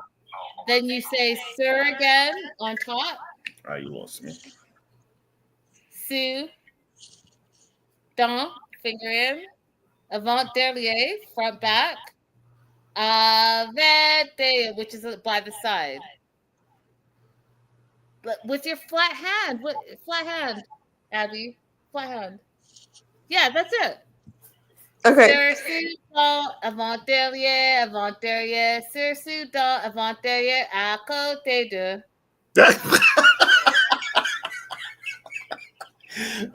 Abby's holding for dear life right now. Let me show you how much I got. Sir, Sue, Don, avant derrière, Sir, Sue, Don, avant derrière. À côté de. À côté de. That's it. You know what, Kelly? You know what? Stop. You know what? Nope. I tried. Nope. So what? I don't know. Okay. You know what, you guys? We've turned left so quickly. I tried. So quickly. You did, and I appreciate that you tried. So they are crocheting and they're with Dottie or Dot Martini and Tara, and they call it a stitch and bitch. And basically, it's able for them that are all rich women that are married to pilots that need an outlet to do some complaining and be like, hey, this is some rich white people problems. Our husbands are pilots and we want to talk about how they're always on the road and they're always piloting and they're always type A personalities. So let's drink and complain about our rich husbands in our rich mansions. Because, I mean, what else are we going to do? I feel a little sarcasm. I mean, that's literally what she said. She said, our pilot husbands are type A personalities. Meanwhile, like, what's your problem exactly? Your husband went away to work for 5 days, and so you don't have anything to do, so you want to crochet and have some drinks and complain. And it's really important for you to be able to do that. She want a pool boy. Look at Kelly. Kelly just like got hot and was like, nah. She want a pool boy. She want a little side thing. Oh my God, I could totally see you having a pool company. That would be hilarious. I do. This is my note. It has nothing to do with anything, but I really do. Even though I love Mina for her open and available personality, I do need her to have better wigs because this synthetic business is not the business, and I'm tired of seeing it. That's it. That's my comment. So she's talking about not getting. What's that? You know what they say? Hard wig, soft life. Hot wig, soft life? Hard wig, soft life. I even know that one. I never heard of it before. What does that mean? If you we gotta get you on TikTok, girl. There is a phenomenon. What does that mean? There is a phenomenon. So if you have a terrible wig, you're gonna have a soft life? There is a phenomenon among Black women who marry extremely wealthy white men that they tend to have bad wigs. And the theory is that it's because the white men don't know that those are bad wigs. Oh. So they can get away with wearing a hard wig a little bit more in that strata as opposed to being in our strata. They don't have the typical Peruvian, Ecuadorian virgin hair wigs that looks flowing. It's bad. But they live in that life. Mm-hmm. Start watching them on TikTok. Yeah, the ones that you'll see. There's a synthetic difference. I'm gonna start sending you stuff, Linda. You know, I said this to Abby before. Americans are crazy. Y'all are just so wild. There's so many rules that I just don't understand. Like that. No, it's not a rule. It's just a thing something that we came up with. Happens to describe. We only came up with the phrasing to describe it. It was already happening. Mm-hmm. Look, we know how to take over. Oh, well, that sounds outrageous to me. And it looks ugly.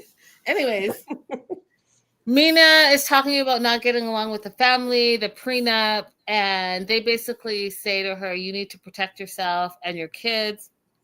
And she wants to make sure that her son is taken care of, wants to make sure that Mark adopts her son so that in case they get divorced, they would all be taken care of. I'm going to power through Stevie and Motti because, I mean, it's trash. 12 days to get married. Very quickly about adoption, though.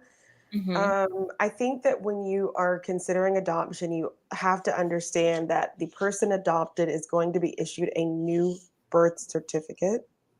and that birth certificate is going to cut off their relationship with the biological parent. Oh. So Forever? yes, any legal ties they had to that biological parent are severed in the adoption. So I just want to make sure people are aware of the gravity of what adoption means. Forever? Yes, forever. So if my child was adopted by somebody else and then I passed away, my wealth doesn't go to that surviving child because we no longer have a legal relationship. So it severs that legal relationship with that child. They no longer use that old birth certificate when they apply for jobs, apply for a passport, anything else. They only use the newly issued passport under the adoption But moving what forward. if the other parent did not want that child to be adopted? Then what? They could contest it and be heard in court as to why, because their parental rights have to be terminated before the adoption can occur. Oh, okay, got it. I don't think everybody knows that. So I'm anti-adoption in most cases, and I don't think people realize that when you come across somebody who's anti-adoption. I don't think they always know the gravity of it. Why are you doing that, Kelly? What is that? Oh no, I'm just stretching my neck. I'm listening to everything. That's wild. Oh. Stevie and Maddie. Okay, so Maddie's upset that she painted her friend Claire nude. He feels betrayed, thinks she's bisexual. And then he talks about like whether he or not he feels like she's trapping him or setting him up. And I just think it's a stupid thing to say. And why I think it's stupid is because, like, what would she have to gain? What is he actually bringing to the table that, quote unquote, he got trapped to? He can't work. He doesn't have his work permit. He doesn't have his green card yet. She has to support him. So, like, what are you trapped about? Literally, my note says, what? What benefit does she get? Abby? She gets the benefit of having her spicy white partner in her small town to distinguish her from every other white person. Damn, Abby, I was went not hard. ready. I was not ready. I was not ready, Abby. Whoa. I was looking for my shoe. I was not ready. She does. Okay, She gets to put him up in her hard. glass menagerie. You went hard on that one. She got her spicy young man. See how territorial she was in the gym a couple episodes ago? Stevie's not fooling me. Oh, y'all, I was not ready. I'm gonna have to circle back on that because she's not wrong. She picks him up. He's at the house, right? Because you guys know when an immigrant comes to America, they can't work. They can't work until they get their green card. So it's I'm trying to tell you guys, it's very difficult. You're there, you're not yourself, just like how Sarper is like, I'm depressed. Yeah, because you're at the house all day. You can't drive. You can't make your own money. You're relying on your partner. It's a lot. Mm-hmm. And so he's at the house watching like football or something. Stevie comes, says, hey, I have smoothies. Let's go to talk. And they go to like some type of park or whatever. And Motti basically asks the same question he's been asking about whether or not she's been bisexual or is interested in women. And she doesn't answer and says, you know, if I say no, will you leave me alone about this? Because it really doesn't matter. And I find it interesting, and I've told you guys all season that the fact that she doesn't have a definitive answer tells me a lot about who she is. And I think that she may or may not. She didn't. A person that's not into an answer right away, like now, you know, off of the rip, and she didn't answer right away. The question she asked, I already thought that she might be somewhere on the spectrum, maybe not completely bisexual, but having some curiosity or something. But she specifically said, I'm into you right now. Why doesn't it matter enough that I'm into you? If I tell you I'm into you, why isn't that enough? And at that point, I was like, I think this girl is dealing with some repression from the small town she lives in, from the father that we've seen her we know that he's got all the isms, that maybe she would like to explore something and she just hasn't freed herself to do that. So maybe that's why she's having a hard time. 100%, because when she said, I understand that you're enough. Don't you understand that you're enough? You can take it or leave it. I was like, that is such a weird answer. If someone asked me if I was bisexual, I would definitely say no. And end of conversation. But the way she's answering and the way she's saying, like, quote, you're enough right now. But at the same time, I'm annoyed by Motti asking the question, because he's like, in my culture, it is not okay to be bisexual. Since you arrived in the United States, you having sex, you drinking alcohol, you eating pork. Boy, shut up about your culture. Facts. Pick and choose, Maddie. I was going to say that he's using it to his advantage. 100%. People always want to use their culture to oppress other people. How about you follow the rules first? Follow the rules of your own culture and religion first. You first. Facts. Moving on to Sean and Aaliyah. I'm gonna fly through this because we literally have not even gone to episode 13 yet. They have less than a month to get married, and one of the things that I think is crazy, because 90 Day Fiance is supposed to be about planning your wedding in those 90 days. I don't understand how these couples are always like, oh, let's see what a relationship looks like now that I'm in America. But that's what they're doing, and they feel like they don't have enough time. Aaliyah feels excited and anxious because not only are they planning their wedding, but she wants to explore her transitioning process. And she knows that is affecting the intimacy and her relationship with Sean. She has some insecurities about herself and her body, because she has, I mean, I don't know. And Abby, correct me if I'm wrong, but she has, once she has decided, once she realized that she is transgender, she wants to explore what that means for her. Is that correct? Yeah. So she wants some body enhancements that she feels would make her more feminine. She's not comfortable with what she perceives as the more masculine parts of her. Whereas Sean seems to be more attracted to the more masculine parts. And so that's where they're having this conflict. This is one of those situations where I really wish there were other options for immigration besides marriage, because they don't need to get married. I know that we've already seen how it ends up, but I don't think they need to get married. 100%, because she feels incomplete. And because she doesn't feel incomplete, she's not having the best intimate relationship with Sean, which you guys have talked about. Because if Sean was like, we already know that Sean was married, he did like the whole heterosexual thing, had kids, realized that he's a gay man, met another gay man, and then the gay man was like, no, I'm going to be transgender. And again, you guys, apologize if I'm not saying the right terms. I don't mean anything by it. But having to maneuver through that and knowing that you love that person, like Sean said, his love is transcending sexuality and gender.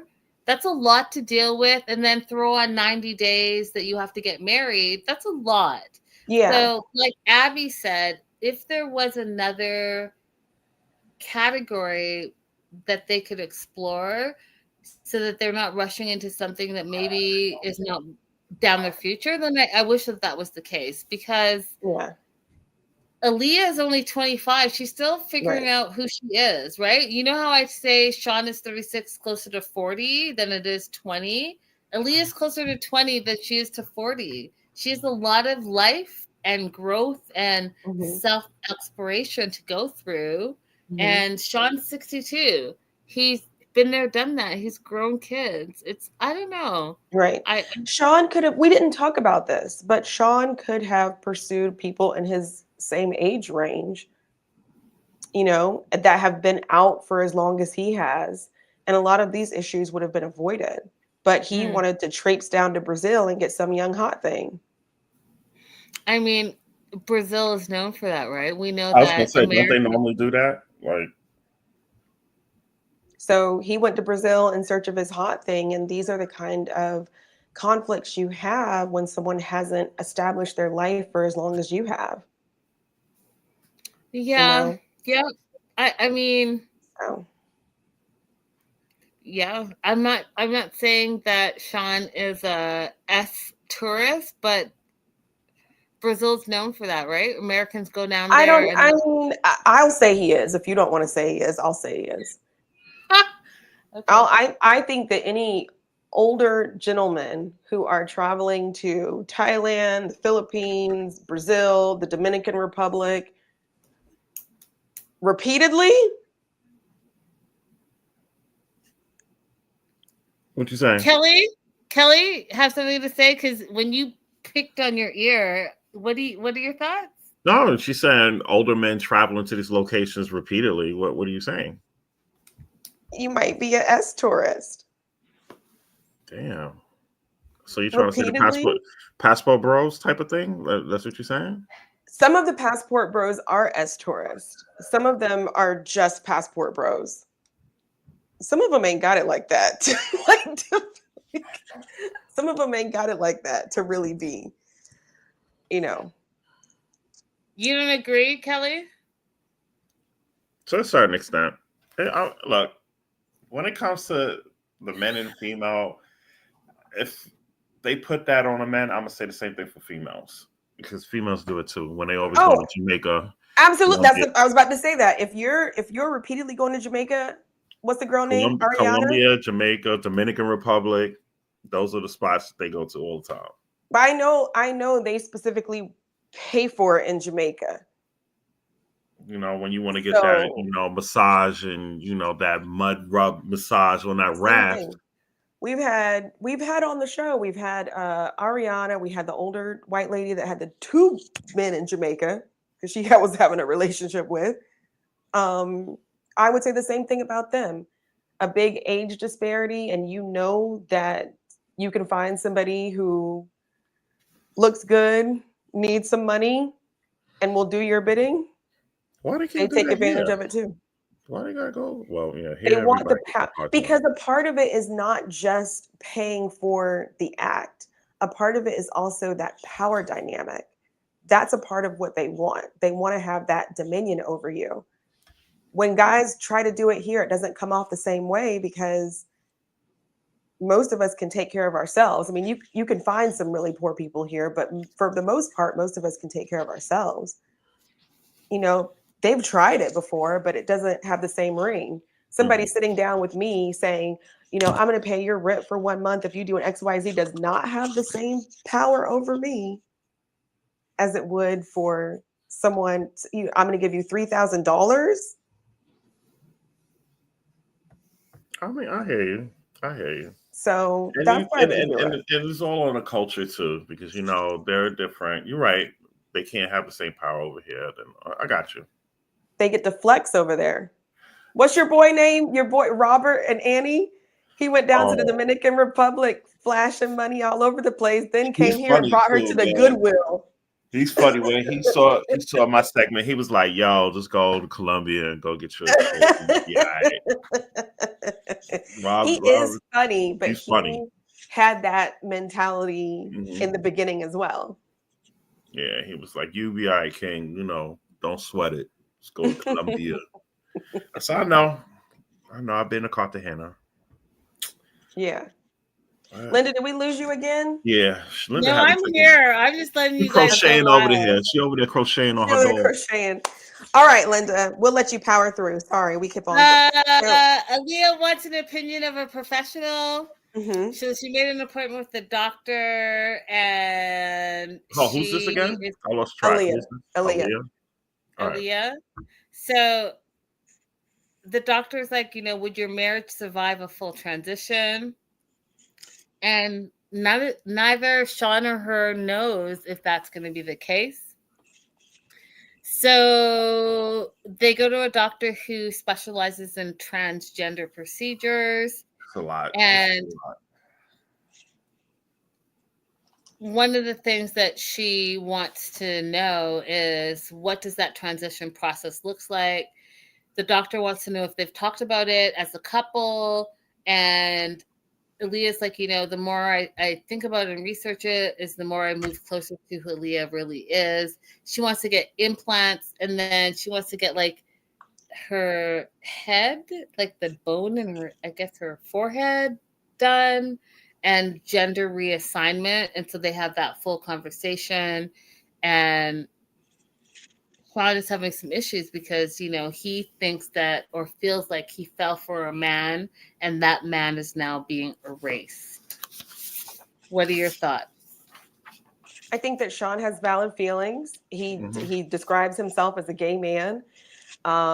They took this journey a little bit together, and then Aaliyah took it further because, we remember that they were on a trip together, and Sean is the one who suggested to Aaliyah to dress up like a woman for some parade that they were doing. And then after that, Aaliyah was like, oh, that felt good. I want to do that forever. Yeah. So now Aaliyah is taking it a little bit further than Sean ever anticipated it was going to go. And it's okay for him to say, I'm not sure if I'm okay with how this is going. It's fine for him to say that, but it's also fine for Aaliyah to continue on this transition if that's what she wants to do. So at some point, they might just have to say, this relationship is not working for us. You don't have to keep forcing a round, what is it? Round peg in a square hole, square peg in a round hole, whatever it is. Yeah, that's what I said at the beginning. I said it's a lot. This is a lot right now. It's woman is just one step and then another step and another step. It's like the goalpost is being pushed over. Right. And then from Aaliyah's perspective, it's probably difficult, maybe not impossible, but difficult to fund these procedures that she wants absent Sean. Mm-hmm. So I know she had a career back home as a nurse, but she was still living in the favela. Did we lose Linda again? Yeah, we did. Who's the next couple? We'll just because I know she wants to kind of power through. Okay, I have we just did Aaliyah. So at this point, we would go back to Sarper and Shekinah. This is the next episode. Now they're going to Sarper's comedy show. So they have some friends show up to support Sarper's comedy show. And Dan, you're back with video. There you go. Welcome back. Thanks. So I was talking about Sarper and Shekinah showing up to the comedy show. Okay. And the friends who came to support. I think that was the next thing, right? We're gonna do Motti and Stevie real quick. So we're on episode 13, Loved by Any Other Name. Motti and Stevie have 3 days to get married. Motti kind of doesn't care about the wedding dress. He's very stuck in his ways. He's like, the wedding really is about the woman. It's not about the man. She comes out in the first dress, and he literally, you guys, says, it makes you look old. I was like, oh, this isn't it. And he's like, wrong. yeah, it's terrible. He's like, no. And then, so we don't see the second dress, but I know you guys are further along than we are. She picks a dress and it's beautiful. She looks beautiful. But I do think that he was wrong for staying and doing all that. They're going to New Orleans for a joint bachelor party. What are your guys' thoughts on joint bachelor parties? Kelly, I'll go with you first.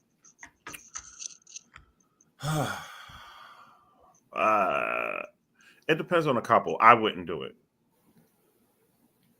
Abby?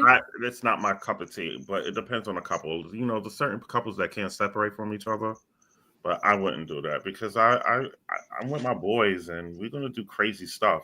I don't want nothing lingering to give you any issues, even if you're secure or not.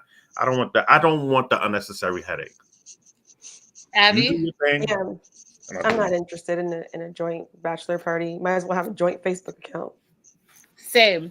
I feel like if you have to do joint, you all need to think about whether you should get married or not, because it clearly shows that there's some type of insecurity there that you're not 100% comfortable with. Like, Go do you. We'll go do us on a separate and different occasion. Yeah. It doesn't need to be joint. I'm not into it at all.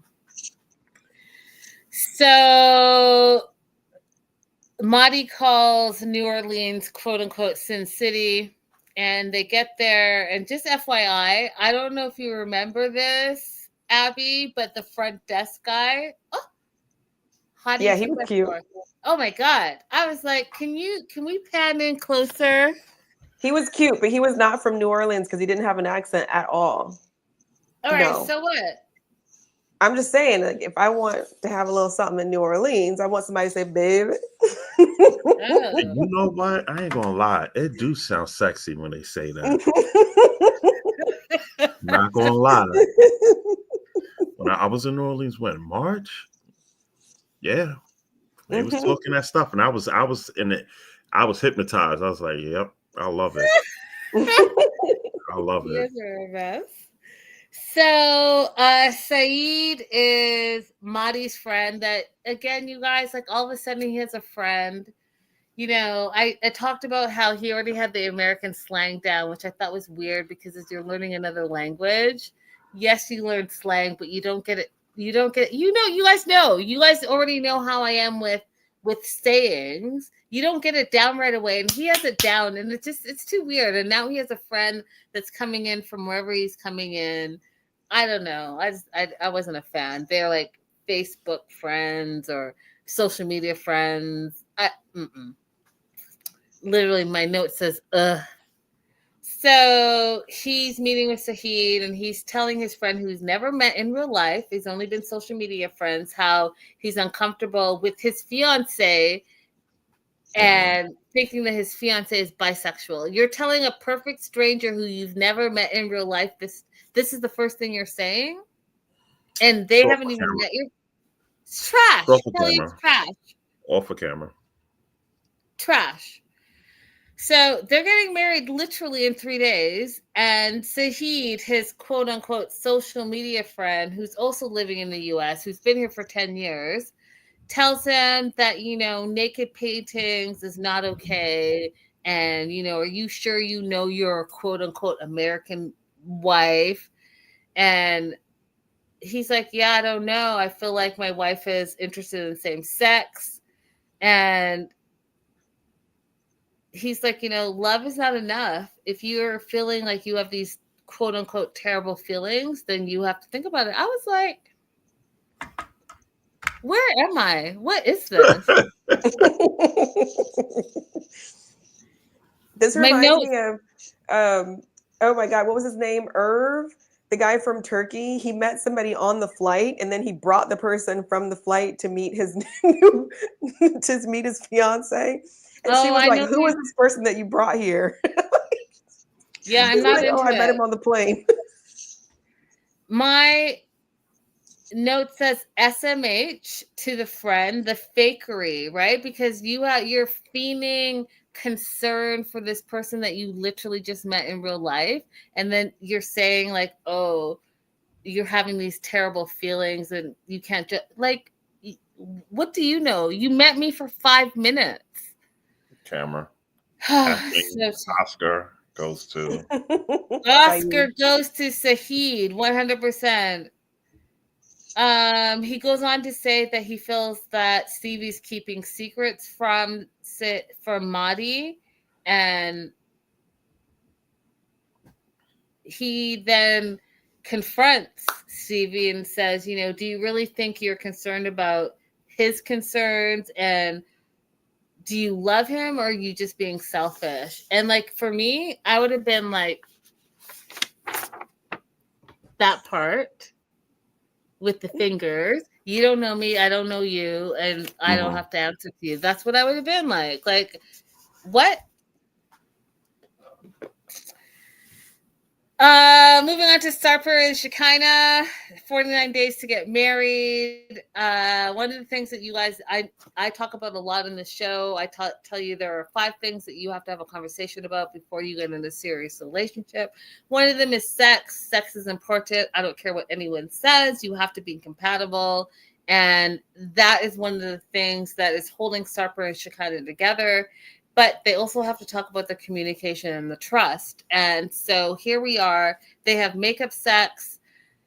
Sarper is like, our relationship, our connection is 1 in a million. I'm your soulmate, all of that. Yes, you guys, it's very important. But one of the things that I think is something that they lack in as a couple is that they think that they communicate, but they do not. They talk at each other and they say horrible things when their feelings are hurt or when they don't understand, and they lash out. And an example being is they sit down and they're talking about, whether we should be together, whether in it or we're not in it. And Sarper really wants to talk about like where he is and how he's been depressed and all of those things. Those are valid things for someone coming from a completely separate country. But Shekinah's not trying to hear it. She's like, yeah, is it right for him to lash out at her? No. But is she having the conversations about how hard it is to migrate to a whole new country and not have anyone else there but you? And Kelly, not to put you on the spot, but, you're New York born and bred. You left that state and moved to another state, and it wasn't easy. Nope. You didn't have a support system at all. You didn't have friends. You didn't have your job and the security of that. Do you want to talk a little bit about, even from state to state, how hard that is? It is. It's a completely culture shock from state to state because you're not in your, your common area. You're not secure, and the unknown is always scary, basically. And when that person that you depend on is not there all the time, you're just stuck and you're sitting there thinking your thoughts and trying to figure out the next step, next move, but you're depending on this person to help you. And when that person is not there, you get frustrated. And it's 100%. Like, what am I supposed to do? But 100%. That person's not thinking about that. They're thinking it's selfish. Do you feel that they're both the same person? Sarper and Shekinah? Yeah. I feel like they're similar personalities, but I think that Shekinah doesn't also know what Sarper, in addition, has to go through. Because in addition to what you're saying, Kelly, when you're coming from a completely different country, not just state to state, you can't work from another country. You are financially dependent on that American until you are able to work. Mm-hmm. He can't drive. Like she even said, he doesn't have a U.S. driver's license. So again, he has to get around on his own. And if he doesn't even know the bus routes of where he lives, and she hasn't taken the time to say, here are the bus routes and here's how it works here. And this is like the map. Because even being in New York City, listen, put me on a train all day long and I'm there. But I also know it. If no one showed it to me, then I would be like a typical tourist and jump in a taxi. Not even an Uber, because taxis are so prevalent there, right? I wouldn't even go in a ghost car. I would go in a taxi because that's what I know. So if she hasn't set him up for success, then it's very difficult. And I can see how he would be depressed. Abby, do you want to add anything? I think that Sarper was more accommodating to Shekinah when she was in Turkey, because whenever she would come and visit, he would do some of his work from home and they would spend the majority of their time together. On their second day in LA, she was like, I have a client coming over, you got to get out. Mm-hmm. So I don't think that she's been nearly as accommodating to Sarper as he was to her. 100%.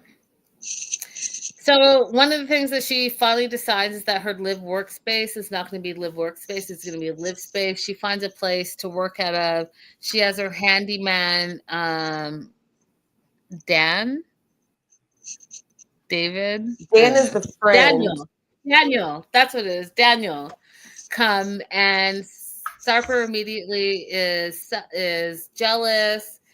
And he talks about, which I love, is this whole like saying that he has for back home, the handyman fork, where you have no belt, you have a butt crack, the fork is the crack, a good handyman has a crack, I don't see a crack. I don't see a belly. All the things. I died of laughter.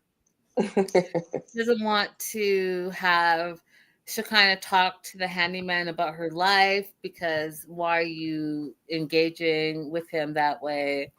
Meanwhile, he's working on this comedy, which I think is interesting because, I mean, doing stand-up comedy, I guess you could do it volunteer, but the comedy club on Sunset Boulevard, I just don't see how he didn't get paid. Like, I don't know. I thought about it. So he had a comedy night. Dan, who is Shekinah's ex, shows up, and there's a whole 5-minute situation, which I thought he bombed. And he was talking about Dan and made it personal, and it was like terrible. So that's what happened. Anyone wants to add to that before I move on? No, let's go. Okay, ladies, I'm gonna have to depart. Okay. You held on for a long time, here. Kelly. Thank you.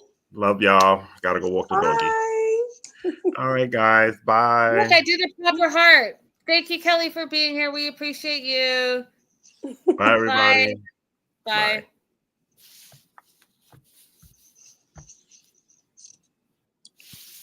Okay, who are we talking about next? Mark and Mina. Okay. So we're going to power through. I know you guys were going long, but we had a special guest. Everyone make sure you go and like and subscribe to Kelly. He stayed much. He was only supposed to be there for 10 minutes. He stayed for like 2 hours. So thank you, Kelly, for being here. Mark and Mina, they have 11 days to get married. It's Mark's birthday. They go out to eat in Boston. Oh, excuse me, before they go out to eat, she makes breakfast for him, and it's very crepe, less pancake, which I thought was very Euro versus American, which was funny to me. They're going to Boston, and they are going to meet up with Alex, which is Mina's sister, who's coming from Brussels for 11 days for the wedding, because, they have 11 days to get married. And part of the conversation they're having is whether Clayton, Mina's son, is going to be at the wedding. Her brother's supposed to bring him, but again, they're having passport issues. Abby, do you want to talk about any of that? Because I just still don't understand, like, what is the issue? Her sister's able to come, and I guess she's able to come on that D visa thing that we talked about last week. The brother, yeah. So what's the hold up with the son? Yeah. If sister is a citizen of Belgium, then she could come in on ESTA, I believe. If she's not, if she's a citizen of a different country, then she may be applied for a visitor's visa, and that's how she's coming. The issue with Clayton, he said earlier in the episode, Mark said that they thought that Clayton would be able to just come under Mina's K1, and that's not true. He would need his own K2 visa, which are, children under 21, unmarried, coming along with the K1 applicant. And that K2 visa has to be placed in their own passport. They can't come under their parents' passport. And so he said that they are having trouble getting Clayton's passport. My suspicion, which he has confirmed at this point, is that Mina and Clayton are not French citizens. So they're having to obtain this passport from whatever her birth country is, and Clayton's birth country, which that part has not been confirmed or disclosed. I personally guessed Cameroon, but there are plenty of French-speaking countries in Africa that it could be where her birth country is. And I know that in some of those countries, it's pretty difficult to get your passport if you're not physically in that country. And the problem with being physically in that country is that if you don't have status in France, then once you leave, it may be very difficult for you to be able to return. So I don't know exactly what the issues are going on with being able to get Clayton's passport issued, but it's probably something, in that realm. And then beyond that, once they get the passport, they need to get the K2 stamp if their home country is not a country where they can travel visa-free. So I don't know what part of that process they're in with only 11 days left. But yeah, that's the issue. It's a lot, and it's sad because, if he doesn't have it by now and it's 11 days, he's not getting it. And I know that a lot of you are further ahead. I didn't see him in any of the clips of the wedding ceremony itself. So if he was there, you guys let me know, because we're not there yet, but I didn't see him. So one of the things that I also wanted to talk about was that Mina talks to Mark about the prenup, and basically says, despite what happens between the two of us, I need you to adopt Clayton, and I will sign the prenup, and that will be that. And then if not, then Maria and I will go back to France and call it a day. And then this is where Mark was like, no, Maria's going to stay with me despite what happens with us, because she's an American. And I was like, oh, what does that look like? So she signs the prenup, and she thinks she's protecting herself and her children under like him adopting Clayton. What does that look like, April? How can immigrant who has a child separate and apart from her husband, but also has a child with her husband, is in a situation where a prenup is necessary? What does that look like? Does it make a difference if the stepfather adopts the child? What like?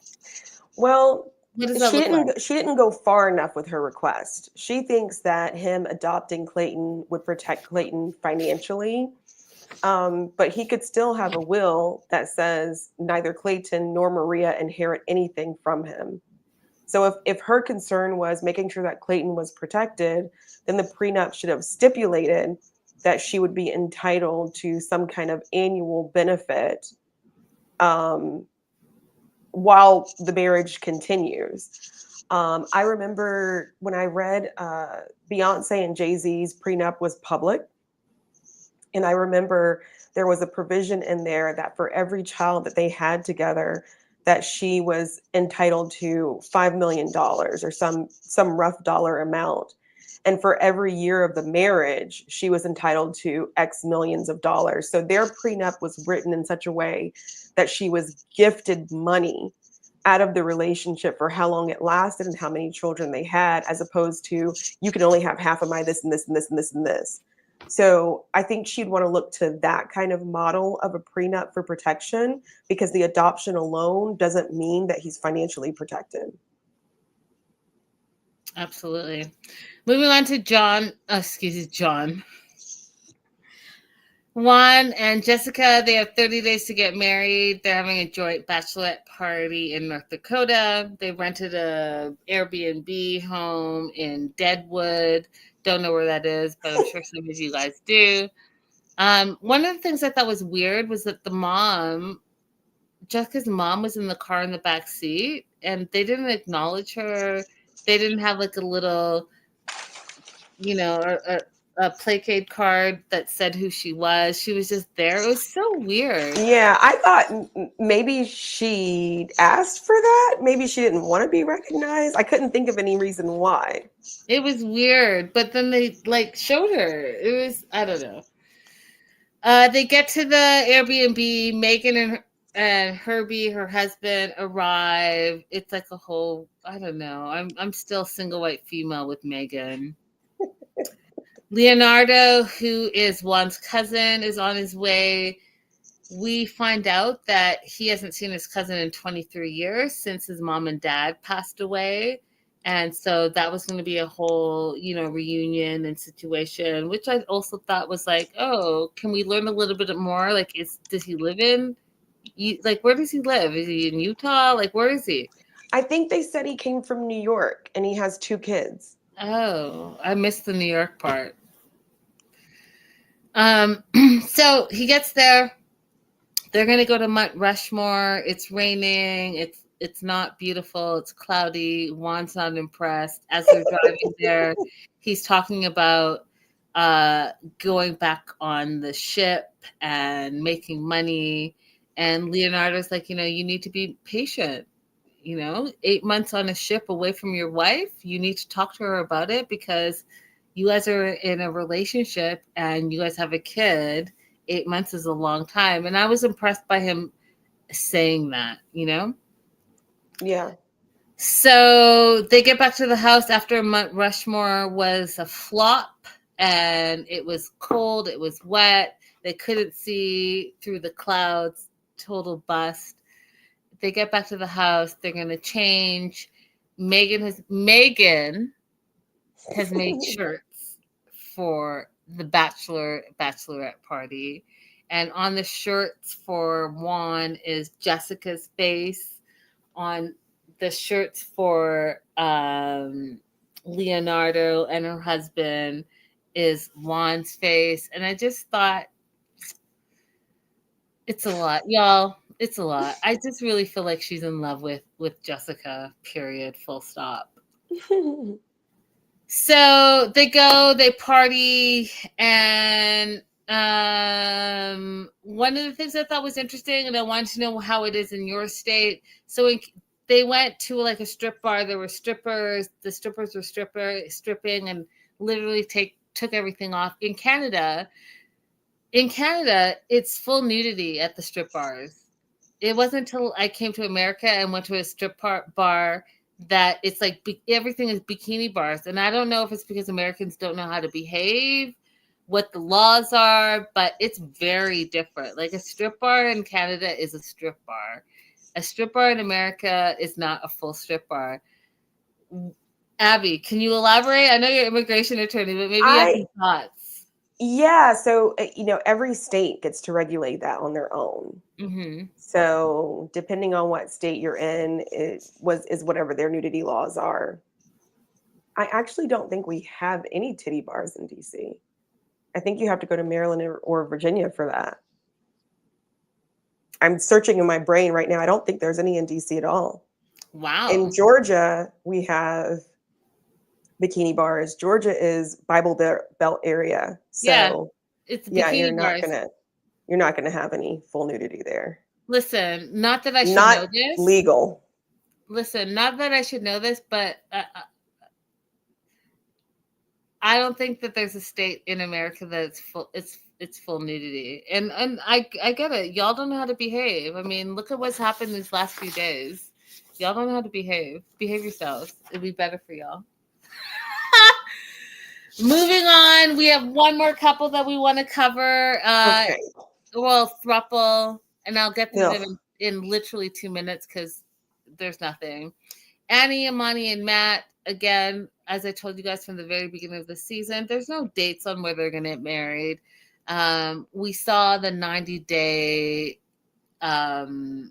couple, so there was the 90th wedding on this last episode on Sunday for all the couples. So they've had 90 couples, you guys, that have married in the franchise. And nowhere in this were Annie, Motti, and Matt. So they are meeting with Ray, Annie's ex. They only found out about him through social media, and he only found out about them through social media. Amani's like, he wasn't what she was expecting, tiny, maybe not as beautiful, which FYI, side note, I saw a video of her yesterday, you guys, and, I didn't know she was getting a BBL and a nose job and all the things. She looks nothing like she did when she was on the show. Nothing. And she talked about how, you have to, be comfortable with who you are and body positivity and all this stuff. But while she was saying all this stuff in the video, I was looking at all the changes she made, and I felt she was beautiful. I don't know what it is, you guys. I love me some Darcy. I love me some Stacey, Shekinah, all of that. But that plastic surgery look, I'm not sure what it is, but it's something, because there are a ton of people that do that and attain to that. And Amani has fallen into, in my opinion, my words, into that whole thing. She just doesn't look like who she was. I'm shocked. I'm shocked. Yeah. So